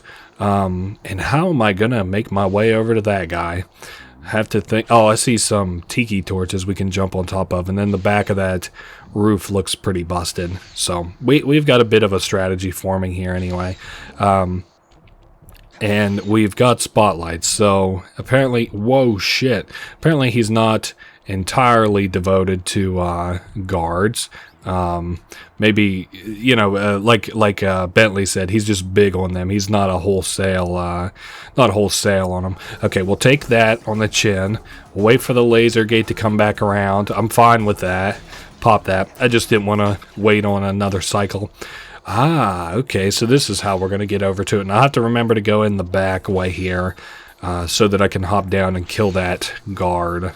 Right? I'll probably have to go all the way around, though. Easy now. We were doing some weird snapping there on the roof for a minute. So yeah, we can hop in from the back. I sort of imagine that this could have been a area that might have been difficult to... Like it's easy to forget those clues. I think we're at about 9 out of 30, so probably 1/3 of the way through this level. And we're flying through this game. It was funny, I've mentioned this before, but I generally look at long plays and then speed runs of games before I play them. Like, not so I can do them quick or I can do them right, but like so I have an idea of like the time. And I really don't even watch them. I just like look at the time between the two. And I kind of parse that my Let's Play will probably be like right in the middle of that, because I don't do too much like goofing around or messing around or anything really. Sorry, this is an interesting sort of dilemma here we have, where we have to keep sneaking up that. And I was looking at this, and like a long play, this game's only like 3.5, 4 hours long, which is really not as long as I kind of remembered these games being. And I was looking at my recorded footage for the first half of things, and it was more or less 2 hours. So I cut down all the deaths in it and stuff. I imagine that's what I'll do, and get that all parsed together, including any breaks I took or anything. And that's going to land us probably at like maybe 4 hours. The entirety of this Let's Play will be. So not really that long. Oh, hey, a new enemy type here. Some kind of like a ninja girl, instead of just like guys with bamboo sticks and shit. I don't know. I'm considering a little bit of another break. It's a dangerous thing to imagine breaks in your Let's Plays, unless like you really need them. Like for me anyway, because it's like, oh, a break, you say. Let's drag our feet until the break, and then it like just drops the quality until like it drops the quality of the Let's Play until I take a break. But I'm kind of excited for Act 5, which is what I'm kind of holding my breath for. So we'll quickly get through the Panda King's bullshit. We're at 20 bottles out of 30, and I really feel like we have the potential to have missed bottles already. Hope not. Because, I don't know, these normal levels are fine. I don't have anything against Panda King's levels. Like, Raleigh's, I would say, like, I just generally have spent too much time playing Raleigh's levels, so they're kind of boring to me. Oh, okay, this is a very fucking interesting sort of level. I love these like little spy traps that all these villains and shit have like in their bases and stuff. And I guess I could like invis and stuff for that, but whatever. So I think we have just these bottles, and then those bottles that I saw in the upcoming little area that's coming up. And I think that's oh, nice hook here. Don't remember what I was talking about. Anyway, 3 more bottles, and I'm hoping they're right around this corner here. You have got to be shitting me. Okay, well, hold your breath, because, you know, they could always be at the very end of the level, I guess. I got a lucky charm in case we kind of run into trouble. No, we just keep... Why are we still going up? Is this where the safe is? Yeah, that's where the safe is. Oh, and then we're still kind of going up. Does that mean... Oh, there is a bottle up there. Oh, I haven't decided if you're familiar with the bottles from the 2nd and 3rd game yet. I think what it's going to be is I'm going to get those bottles off camera, and then maybe... I don't know. But I haven't decided yet. The code has to be 667. Wow, thank God it wasn't 666. I couldn't put that code in. I might summon the Mark of the Beast, you know. We might summon a demon on this fucking snowy plain. Alright, is it going to be blueprints, do you bet? Maybe. Let's see. Incredible. What is it? Sir Augustine of Cooper's technique to briefly defy gravity. Ah, so no more fall damage.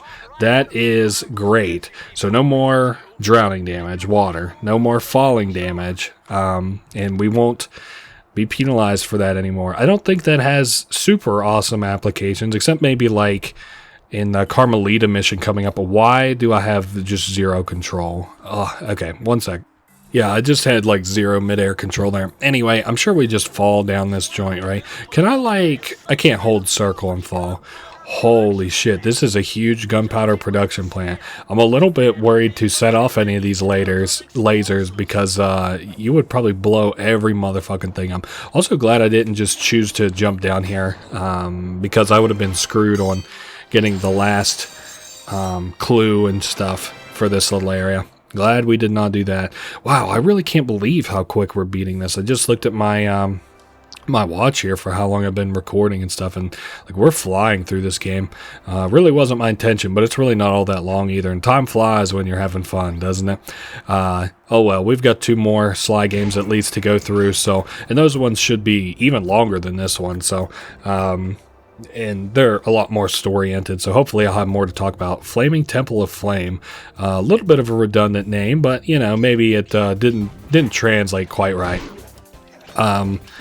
Alright, I wonder how many bottles we'll end up having in this level.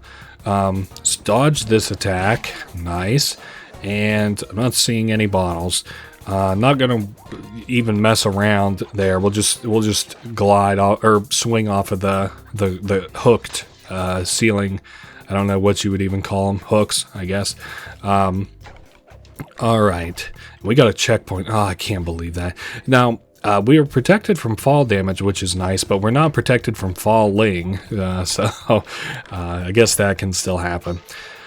So, knock this little guy out. I see we have that to go back to. I think we're going to just have to go back to it. Like, we'll have to fall at a certain point, which is kind of... I don't like how much backtracking is actually required for these levels. You know, it's funny. The first couple levels that I backtracked in was just kind of out of idiocracy, I guess, in so many words. But now it's like... Oh, okay, we can sneak around this. Oh, okay, and this is where the bottles are going to be. Those would have been extremely easy bottles for me to miss. It's always like the hardest mission to find bottles that's going to be the blueprints. Like, I would almost like bet $1 to a donut that this is going to be the fucking mission that we get blueprints for. Or from, I guess you could say. I guess we'll pop that, and we could jump this guy. Nice.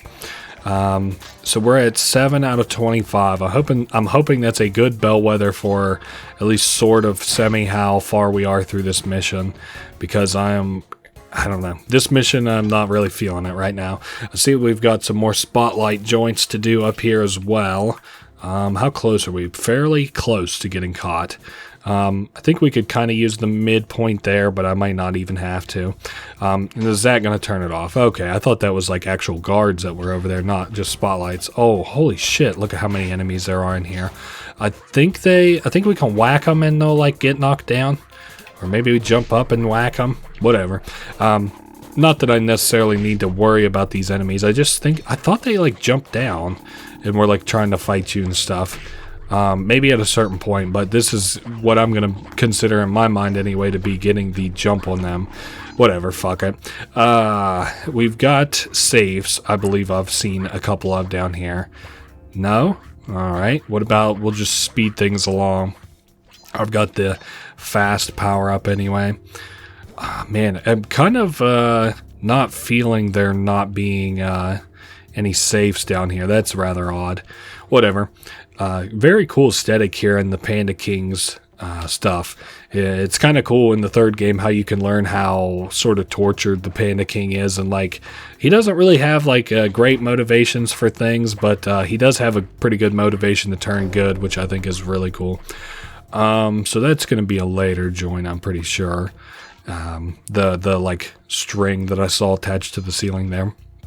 And then we'll pop these. Man, I'm not feeling, I really hope we don't have to do all that backtracking it was looking like we'll probably have to do. I hope I'm just extremely mistaken on that. Alright, and a couple of bottles over this way. This is halfway through the mission. Wow, that's a fucking horrid jump, isn't it? Wow, that's really lame. Like I said, the beginning couple levels were like I had to backtrack because I was dumb. Here it's been more of I had to backtrack because the level kind of calls for it. Don't worry, ladies and gentlemen, despite myself, I still have the ability to eat my own words. Okay, checkpoint. So what is the thought here? Is this where those bottles were beneath us? Ooh, okay. And then there's like a little platform joint here that I can use to raise us. Uh-oh, better hop on it. And I've lost track of how many bottles we have, but I'm sure we have enough, hopefully. Alright, kill that guy. Oh, and we got one of those lady ninjas again. Another, well, didn't mean to do that, but that's fine. 7 more bottles. I guess I could sneak on this guy, or should I go up? Whoa, it almost feels like I should be like in his light there. Maybe not quite though.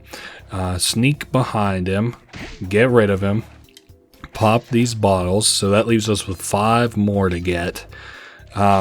I don't know, the Panda King levels are fine, but they just got kind of all blend into one another, and like kind of what I'm using to gauge whether or not they're good is like, you know, despite itself is like kind of how short they are, just because like, you know, like the better ones are the shorter ones in my book. I think we're gonna have to like go clear around this mountain here, aren't we? Or did I like miss something? Hold up, just 2 seconds. Yeah, we've got like this little, there is a fucking thing that can put us up on this topmost level. I thought this next area we're going to looked kind of finite, or like kind of end of the level-ishy, especially with that cool looking like eagle shit up top. And that's where the key is, a matter of fact. So let's cross your fingers. Let's hope that the last 2 bottles that we need are in the rest of the level going forward, not backwards, meaning we've already missed it. And let's also hope that the safe is not a safe that we have to backtrack all that much towards. Okay. I see the alarm. I don't see the safe or bottles, but that's fine. There's a safe. Fuck. That means I missed 2 bottles in this level. 1 minute. Bruh, I knew I saw a fucking safe in this room too. And that's it. Alright, if this safe is the blueprints, I swear to God, I'm gonna be so upset. Maybe we'll see if we can get the numbers kind of close to what they might be. Oh, you're reversing chaos theory. That's awesome, Bentley. 9, 3, 2. No, I actually got the numbers kind of backwards-ish on this one. 9, 3, and then 2. Alright, fingers crossed. Better not be fucking blueprints. 2/3 of the game done. You know, I'm kind of thinking it must count the time trials or something into the percentage. You're shitting me. And of course, it's the blueprints. It's always the hardest fucking level to find all of the clues for. That's infuriating. That's now been like 2 levels like that, and I don't remember if Raleigh and Muggshot's shit was like that. But anyway, thank God we've only got 3 more levels to go of this normal shit. I'm kind of Sly Coopered out, or at least Sly and the Thievius Raccoonus out. So we stand on this and then toss the keys in just the same way as we've done all the times before. Should have brought the keys from the last couple areas, huh? Then we'll launch them, and that should break us down into through the reinforced hatch, the ceiling hatch or whatever. Lots of fucking coins here too. About 20 of them. So from here, what do we got next? We're very close to the Panda King's sanctum. Holy moly. That's a lot of rockets. You'll be able to ride them all the way to the top of the statue before they explode with an asterisk.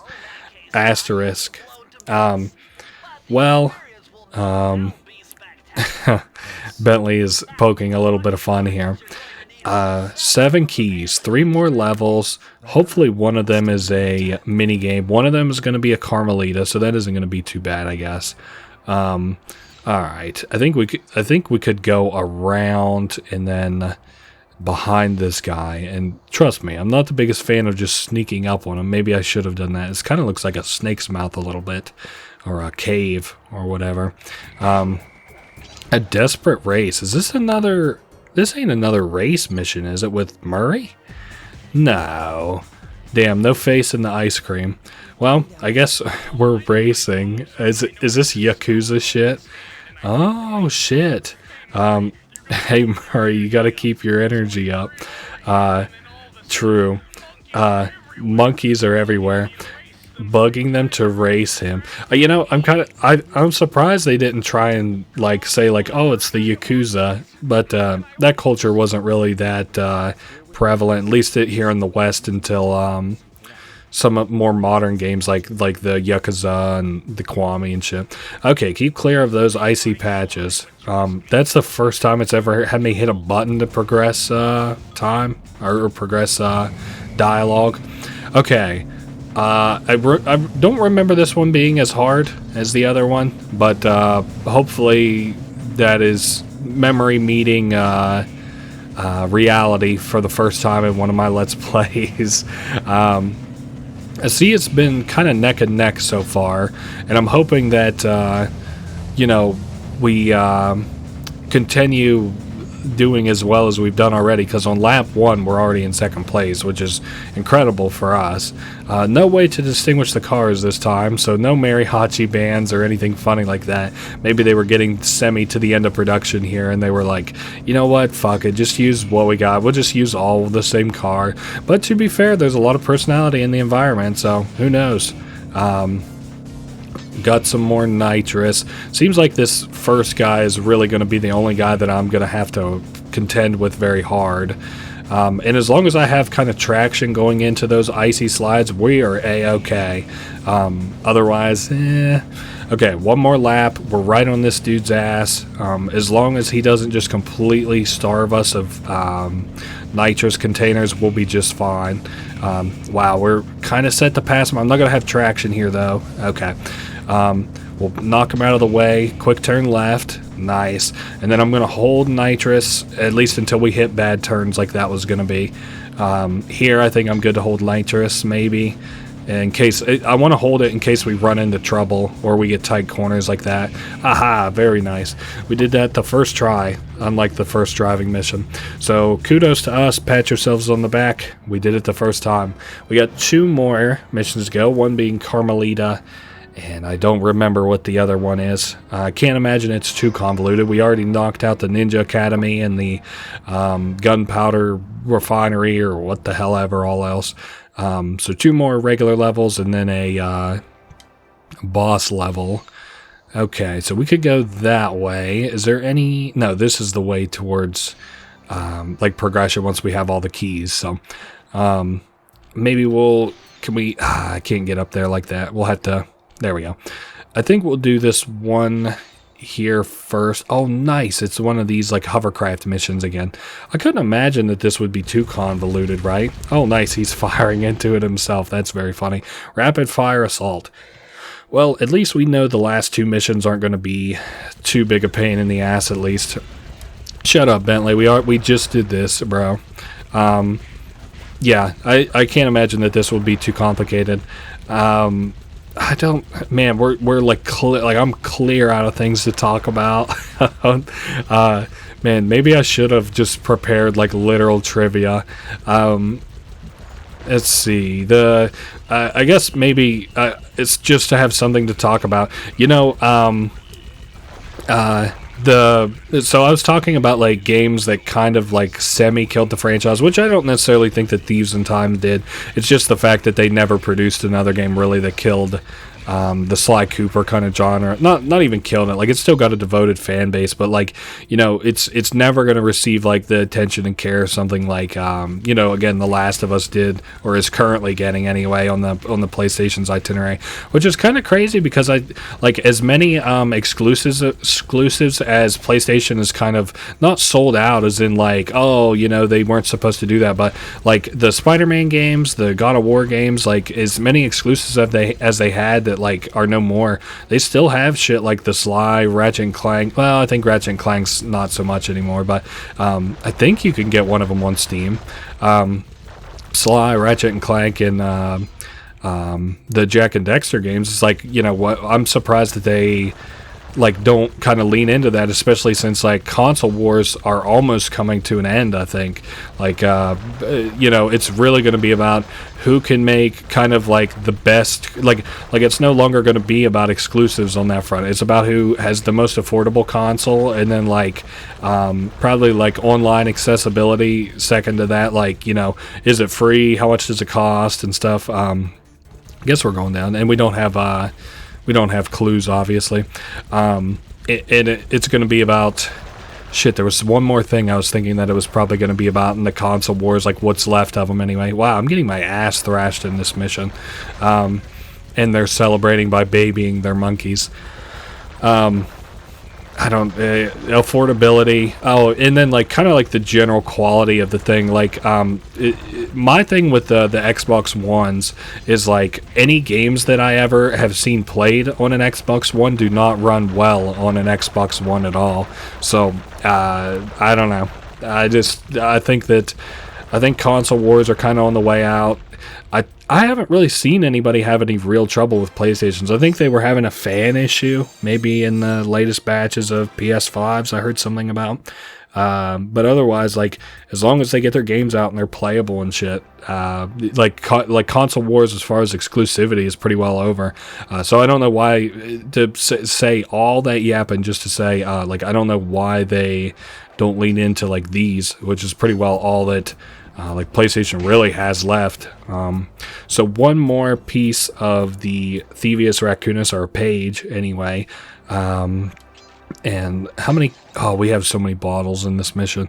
Alright, well, cross your fingers and hope this doesn't go too badly. Like I said, this is a Carmelita mission, so I'll be quiet for their banter whenever that eventually presents itself. Oh, yeah, you can see her waving her hand already. Hell yeah, here we go. Freeze, raccoon! How can I freeze when my heart warms at the very sight of you? Shut up, ringtail. I don't know what you're doing here in China, but I'm sure it can't be good for whoever owns this place. You must only have eyes for me if you're too blind to see what's going on around here. All I see is a pathetic thief who's escaped justice for far too long. I'm proud to be a thief, especially when I'm stealing from a vicious extortionist like the Panda King. Open your eyes, detective. These quaint temples are a front for an illegal explosives factory. Don't try to confuse the issue. You criminals are all the same, and none of you can escape justice. Alright, so, like, we understand the way that King Panda works is, like, he extorts villages, and he's like, yeah, pay up my extortion fee. And then if they don't, he, like, fires a rocket at the snow that's padded on the mountains over their house, and then it would, like, bury them in snow. So he's got a kind of, you know, all things considered, that's not a half bad racket. I guess maybe if you have a light snow that year, it wouldn't exactly be all that great, but then you don't have much power. But I guess you could probably just skip the preamble and just tell them that, like, you know, you'll fire missiles, rockets, fireworks at their house, which I'd be inclined to believe that would probably destroy your place, considering especially since he destroyed his own reinforced roof, as it was put earlier. Wow, we lucked out big time in being able to hit that. Wow. Oh, you know what? I wonder wonder if, like, I shot this rocket if it was gonna do something else. No, I literally have no clue what that would have done for me other than just knock the bridge, draw bridge down for me. You're being extraordinarily annoying, Carmelita. How many bottles we have? So that last kind of conversation between Carmelita and Sly there, very funny, very charming. Now I've never been a guy who's like, I can't see why people like Sly at all, but like I just really can't see why it's people's favorite, which I think is like a big majority of people. Like, they kind of like Sly for Sly. I guess, you know, when comparing it to everybody, it's not like really anybody else in these games other than like the main characters really have that much of a personality. Like, you know, it's not like the rats from the last swamp area that we were in, like, have this deep lore that like makes Ms. Ruby like a super, you know, what do they call it? Sympathetic villain or something. But, well, I don't know why it just gave me another, horseshoe there, but hey, I'm extremely glad to have it. Maybe it thinks that I need it after that. Speaking of Miss Ruby, that shit show of an attempt that was Miss Ruby earlier. I kind of like Carmelita's zap gun too. It's a very nice way to put a gun in a kid's joint and not hit like anything higher than an E10 plus rating, at least for the time being. I don't think that any of the games got up to T. I really don't know, though, but there was like a lot of talk of like death and stuff in some of these games, though, so I don't know. ESR, wow, that isn't right. Ethics, Standards, and Ratings Board, right? ESRB? Yeah, ESRB. ESRP is the fucking, like, how much like a book costs, isn't it? I don't know.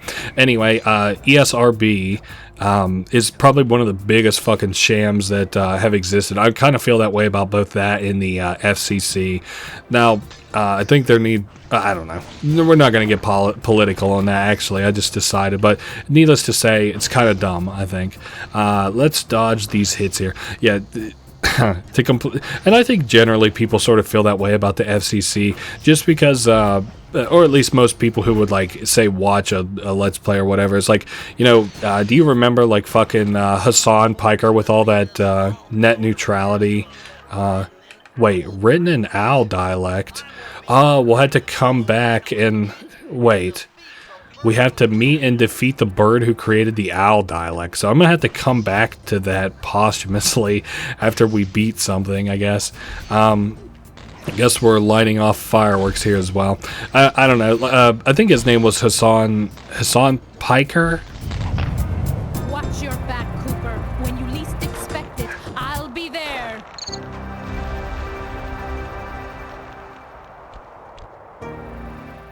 Damn, poor Carmelita. Hassan Piker, I think, was the guy who was like head of the FCC, and he was like trying to abolish net neutrality, or at least like head of the FCC at the time that they were pushing for it. I think it's funny because I was like trying to look and see what he does now, just because I'm like curious where a guy like that goes, or if he was still head of the FCC or whatever. And he spends all day arguing with people on Twitter. Like, people will be like, aren't you that loser that tried to destroy like how good the internet was, like generally and free to everybody? And he's like, don't know what you're talking about. I'm head of fucking public relations at a whatever the fuck firm now, so don't bother me.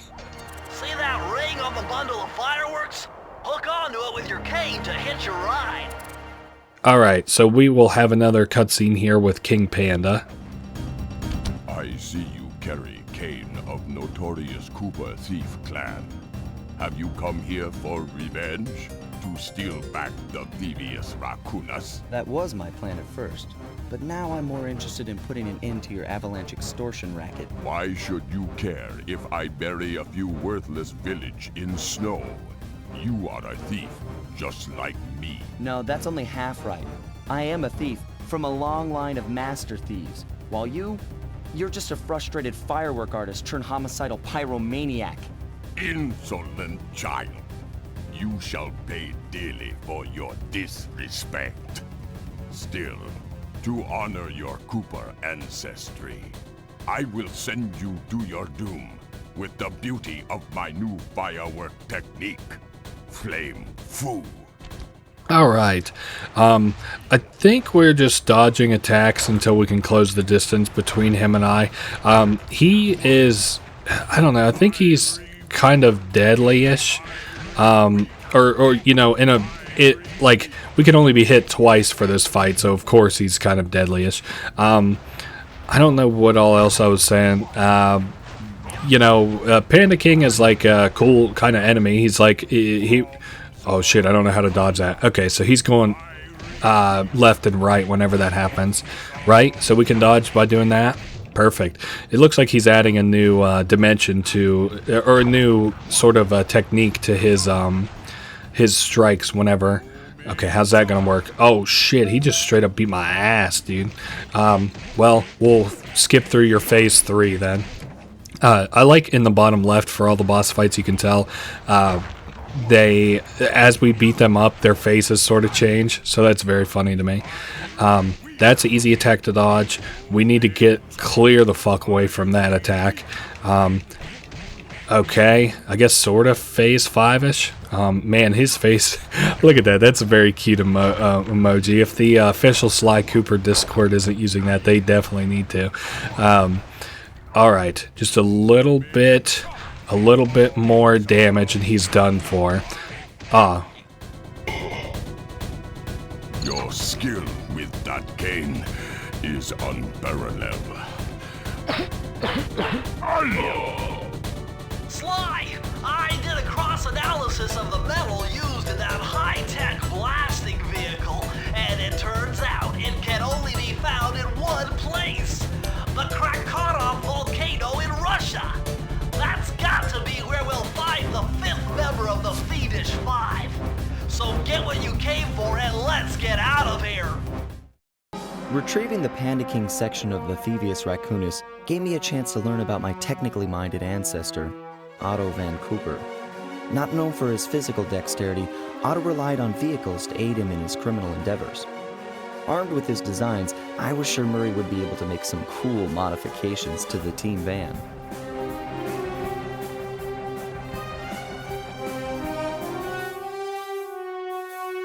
A frustrated Inspector Fox, having missed me coming down the mountain, threw the Panda King in jail, thus putting an end to his avalanche protection services and ensuring the safety of mountain villages throughout China. My gang and I took a little time off and did some shopping in Hong Kong. Thoroughly relaxed, we headed home to plan our next move. Alright, one last level to go, and then we'll have to backtrack and get the safe on this mission here. I can't even remember what it is. And now Murray is hanging out with Bentley. So we have one more kind of cutscene to go through, and this is going to be a very cutscene sort of heavy level. So we're going to have to cut in between. You know how it is. I'll be quiet for the important parts. Anyway, let's begin here. We were on our way to the Krakatoa volcano in Russia. While looking over what little information I had on the final member of the Fiendish Five, I began to notice something. In the 4 parts of the Thievius Raccoonus recovered so far, several of the pictures depict a shadowy owl-like figure, which looks very similar to the police images of the mysterious Clockwerk. Is this a strange coincidence, or is there something I'm missing?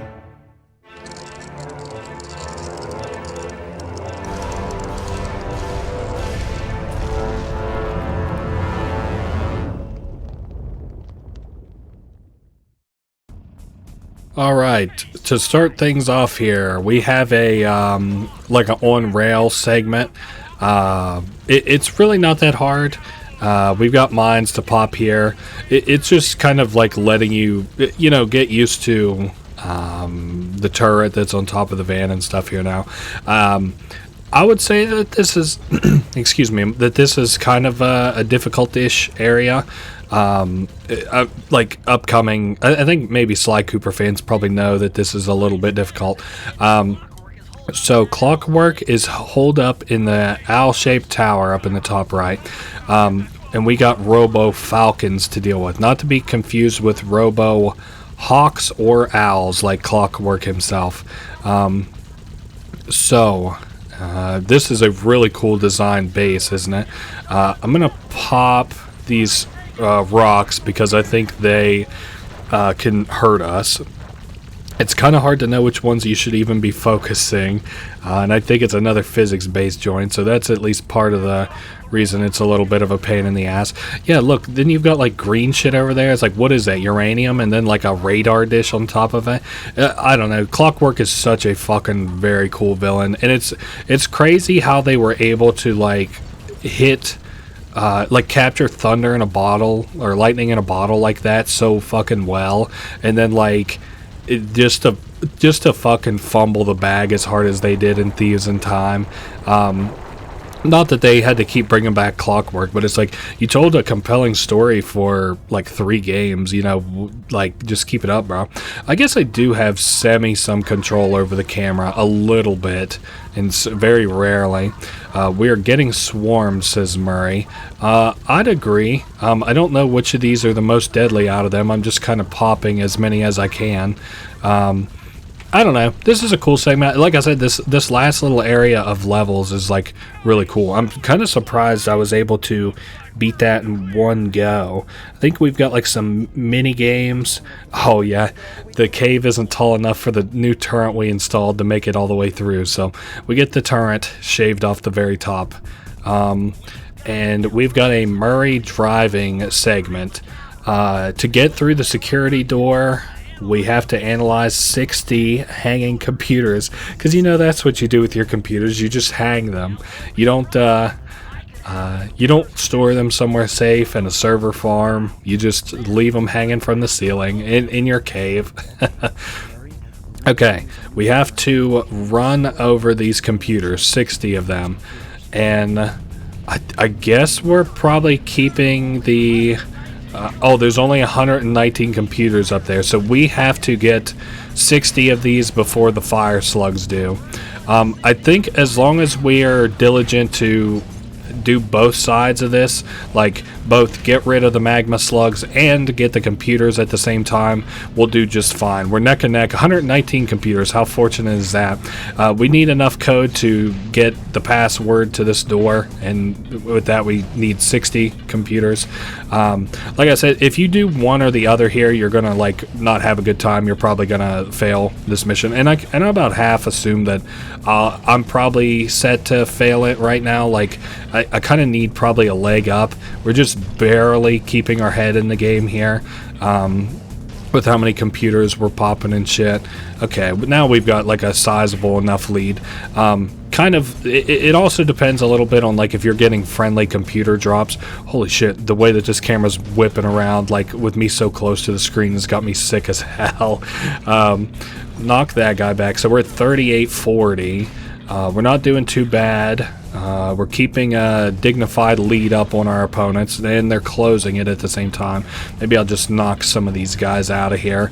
Like I said, just kind of doing our due diligence to both pop the enemies and pop the computers. Don't want to ignore one or the other. And that computer earlier just dropped on that enemy, so he got lucky in that regard. I've yet to have a computer just drop on my van. Yeah, we're 10 computers ahead. I think we're pretty well slated to win this. And then 60. Very nice. Alright. We got enough data to open the security door.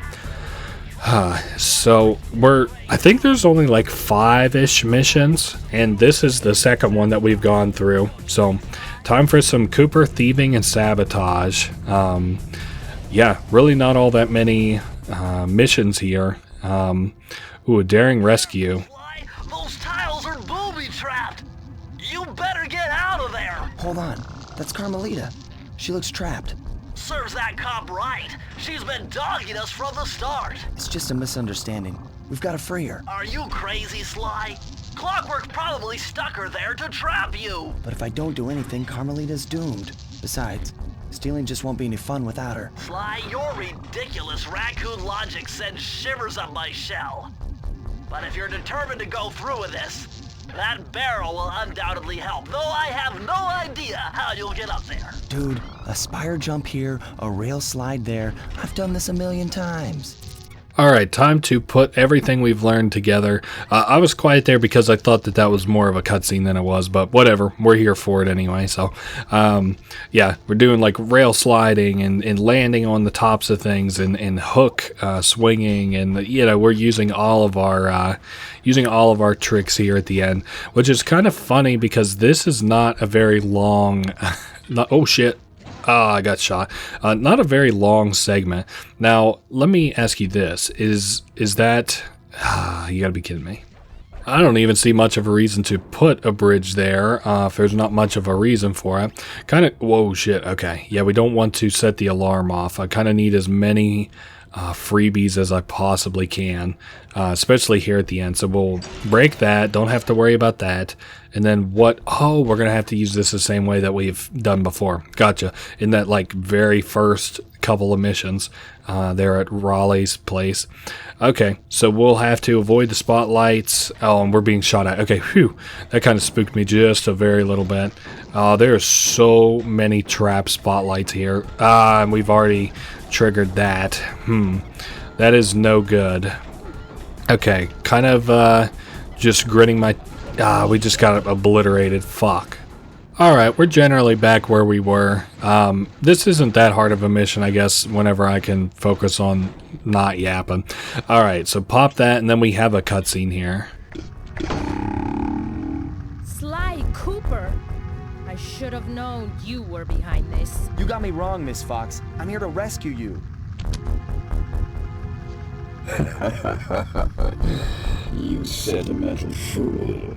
Empathy has always been the downfall of the Cooper clan. I knew this was a trap. Looks like I'm going to have to do some fast and furious hacking to shut down that gas before Sly's brain is turned to cheese. Well, we've got a mission here to do, to hack as Bentley. Haven't had to do this in a while. Left analog stick to move, right analog stick to shoot. We've got an HP bar up in the top left. We need 13 data packets, and we have to touch the yellow... we have to touch, like... Oh, shit. Excuse me. We have to touch the yellow things and avoid all the green and red things. I think the green things are notable because they can be shot. The red things are just purely projectiles. This kind of reminds me of the joint in the Spyro 3 that I did with Jinx, or Winx. What was the name of our little companion? I can't remember his fucking name. No, it's not Jinx. It's not Sparks. That was his name, Sparks, in that game. And we've got, what is it, 3 of these data packets to do. We're not doing too bad here. This is going to probably be like a very quick mission. Hopefully this isn't too involved, because like I like the later games as hacking a little bit more, and it's very similar to this, but like this one is just like not that involved and not for... Oh, I just die from the red shit. Oh.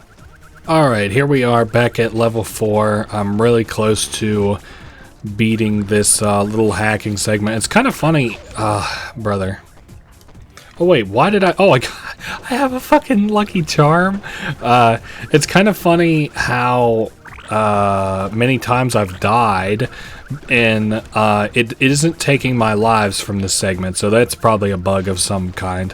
The fact that it's not, you know, taking my lives. I've got 1 life left, and it's supposed to, you know, take 1 away at a time, and it's not taking it away for some reason, so I guess good for me, anyway, because I'm not very good at this. And I'm pretty certain we've got another cutscene once we actually return back to a daring rescue. Sly, I was wrong about you. Break me out of this force field by smashing its base, and I'll make it up to you somehow. Alright, we know what we're gonna do anyway. Sorry, I thought there was gonna be another cutscene. Maybe once we... temporary truce, that's right, that's right. I don't get it, Cooper. I've hunted you for years, tried to throw you behind bars, but when you get a chance to leave me in a cage, you set me free. Why? Carmelita, we may be on opposite sides of the law, but you're not my enemy. Now, the homicidal robotic owl that built this death ray and nearly gassed us to death, that guy's on my list. I see your point. All right. Until Clockwerk and his evil schemes are destroyed, I suggest we work together. Together at last.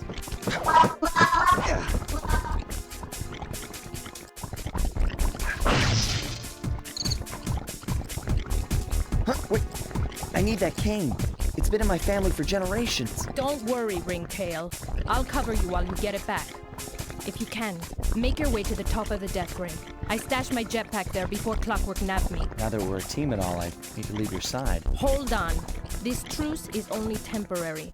Once we beat Clockwerk, I'm coming after you. Really? Well, maybe I'll give you a 10-second head start. All right, so we're switching up the scripts here a little bit, playing as Carmelita, but with a very familiar gameplay style. The same sort of ship, if whenever you remember we did, oh shit, and he's dead. Just that easily. I'm going to let that run out for a minute. But if you remember all the segments that we did where we defended Murray, this is very similar to that. This is a lot quicker paced, no doubt. Maybe I could shoot this thing before, shoot it before it breaks that. And then does that mean, I don't have to worry about it over there? Cool. I'm pretty certain that I'm gonna lose after having ran out of lives or whatever, which is gonna kind of suck. These guys are way quicker than they have any business of being, especially with the camera as zoomed in as it is. And he's doing his little Sly Cooper joints, his little moves and stuff to get across and up this I don't know, weird refinery that Clockwerk has constructed here. Maybe it's like an exhaust of some kind for his owl factory. I don't know. The only thing about this being so quick is it does seem like it's going to be a very, very quick mission. Oh, I bet I have an enemy here. Yep. It's trying to slow Sly down so that I have to focus behind him. There it is. Perfect. I bet I have a couple of these to pop actually. Kind of annoying, but oh yeah, I forgot, throughout the mission we can try and pop those if you feel like it, to make this later segment easier so Sly can just run straight through it. And I think that's it. He'll go up and he'll get the jetpack, and Carmelita says, "Nice job, Raccoon." And I'm going to let this intro play here, I think. No. This isn't what I was thinking just yet. So we have to get the jetpack from the very top of this death ray laser.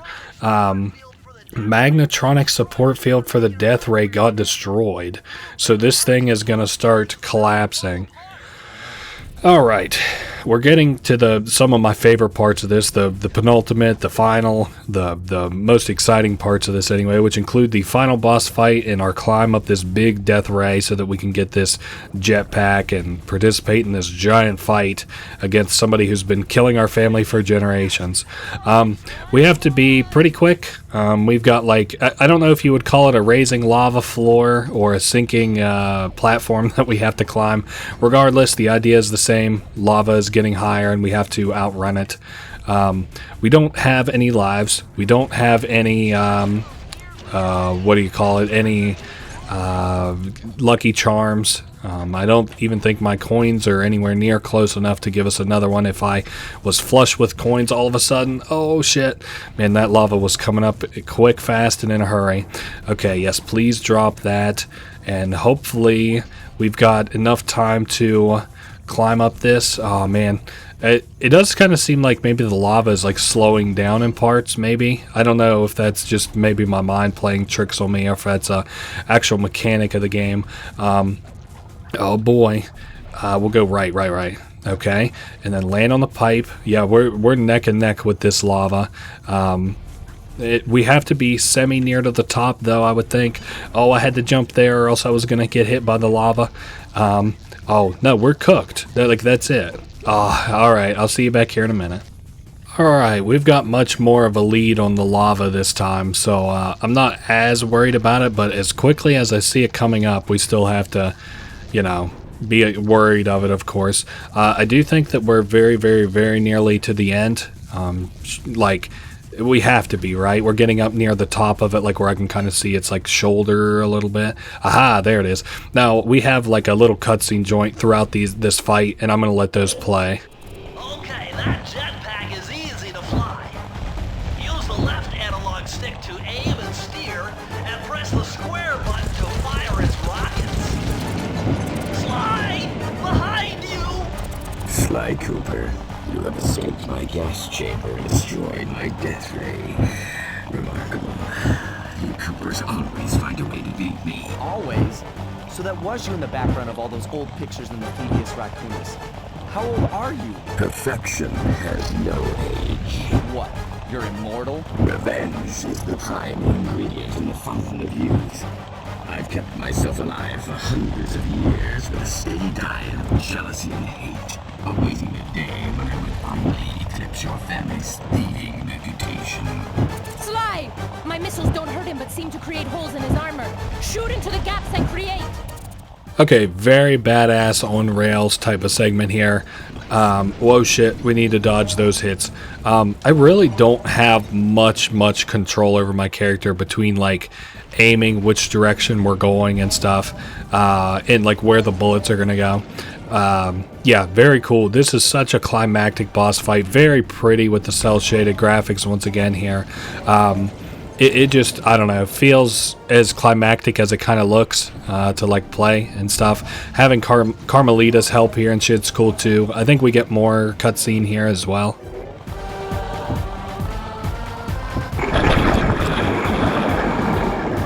Nice shooting, Sly! You got him! Wow, that's one tough owl. I don't get it. You're so familiar with my family. You must have known my father had a son. If you hated the Coopers so much, why did you let me live when you stole the Thievius Raccoonus? Because I wanted to show the world that without your precious book, the Cooper line was nothing. Ah, well, there's where you're wrong. The Thievius Raccoonus doesn't create great thieves. It takes great thieves to create the Thievius Raccoonus. Enough, Sly Cooper. It ends here. I will finish you like I finished your father. Then the Cooper line will be erased and the only monster thief will be Clockwerk. Okay, phase 2, very similar to the first. We do have to make it in the middle of these rings, though. It's been a little bit, so I kind of am forgetting a little bit here, some phases or some parts of this. I also really like, you can tell that Clockwerk's actual body gets damaged with like each part that you kind of break. And don't worry, this fight's gonna go pretty quick once I actually figure out how to aim it. So like now his wing is like all kinds of fucked up. And like whatever the next thing we hit is, it'll like fuck that up too.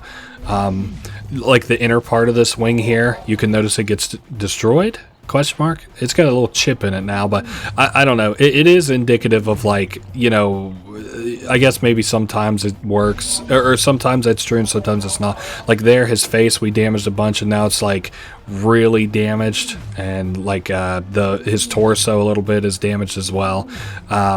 And then we've got like a little phase 3, I think. But I don't think I'll be quiet until like the final cutscene. Because there's not like much here other than like we lose our little jetpack and we have to go destroy Clockwerk. I think he acts as the like the fire hydrant things that I've been calling them that set off the alarms. He acts as it here. So you know. That's like if we set this off, there's not like a fire hydrant that we can destroy besides beating him. He's like saying weird shit. I think he said flour and some kind of tea. Anyway, I need to continue dodging these lasers. And we have to destroy him before his auto repair fixes him. I guess he's got that kind of a setup. And I thought there was like what do they call it? Like subtitles for here, but I guess not. And we've got a cutscene here. Clockwerk. It took some tricky maneuvering, but I managed to snatch that last piece of the Thievius Raccoonus from Clockwerk's claw. I had taken down each member of the Fiendish Five: Raleigh, Muggshot, Ms. Ruby, the Panda King, and finally Clockwerk. I'd beaten them all one by one and reclaimed my birthright. Of course, there was no way I could have gotten here without the help of my pals. I know this hasn't been easy for them, yet they stuck with me through it all. Murray, boy, it took a lot of guts for him to get out in the field with me. I know he was scared, but he's got more heart than anyone I've ever known. And thank goodness for Bentley. Without his expertise, I'd have never found my way off that rooftop in Paris. A guy couldn't ask for a better gang of friends. Who could ever forget the lovely Carmelita? Looks like we're not going to be friends anymore. Now that Clockwerk's death ray is out of commission, we're back to playing cops and robbers. I thought for sure she was going to slap the handcuffs on me right then and there. But instead, she was true to her word and gave me that 10-second head start. 10, 9, 8, 7, 6, 5, 4, 3, 2,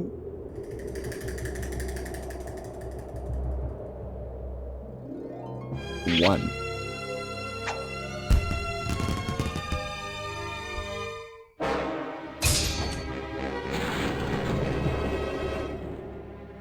I felt bad leaving her stranded on that giant rock, but I knew it wouldn't be long before we'd see each other again.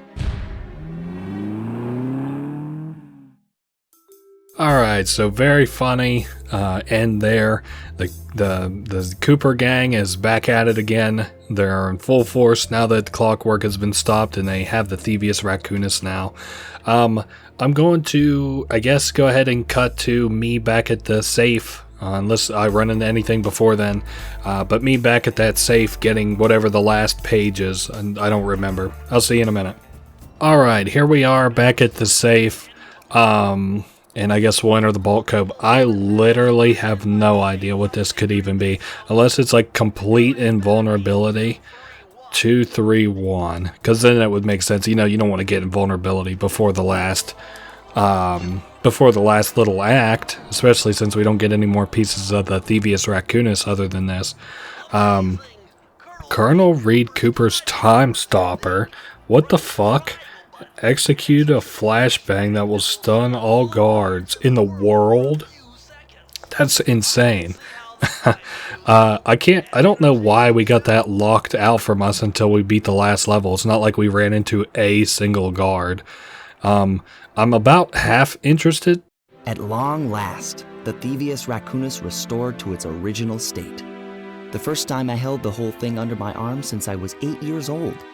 The same weight that all my ancestors had felt beneath their arms as they had passed it on. Although, while other family members may have been great thieves, they all inherited the book. I got a chance to earn it. I had taken down the Fiendish Five, having used the moves my ancestors taught me, and become a master thief along the way. The time had come for me to chronicle my own adventures into the great book.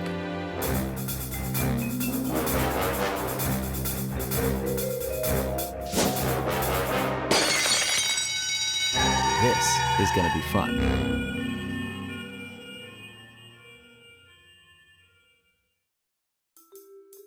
Oh my god, not fucking credits again. Oh shit, it let me skip it this time. Thievius Raccoonus is complete!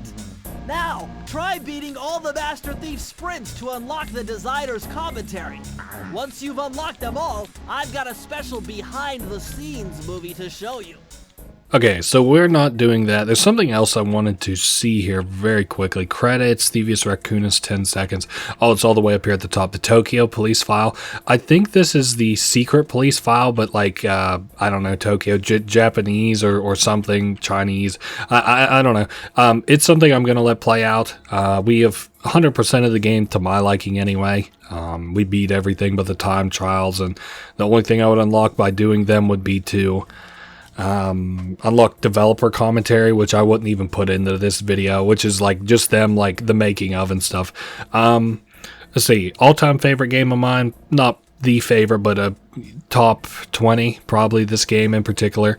Really good series overall, probably top 5 series that I enjoy, the Sly games.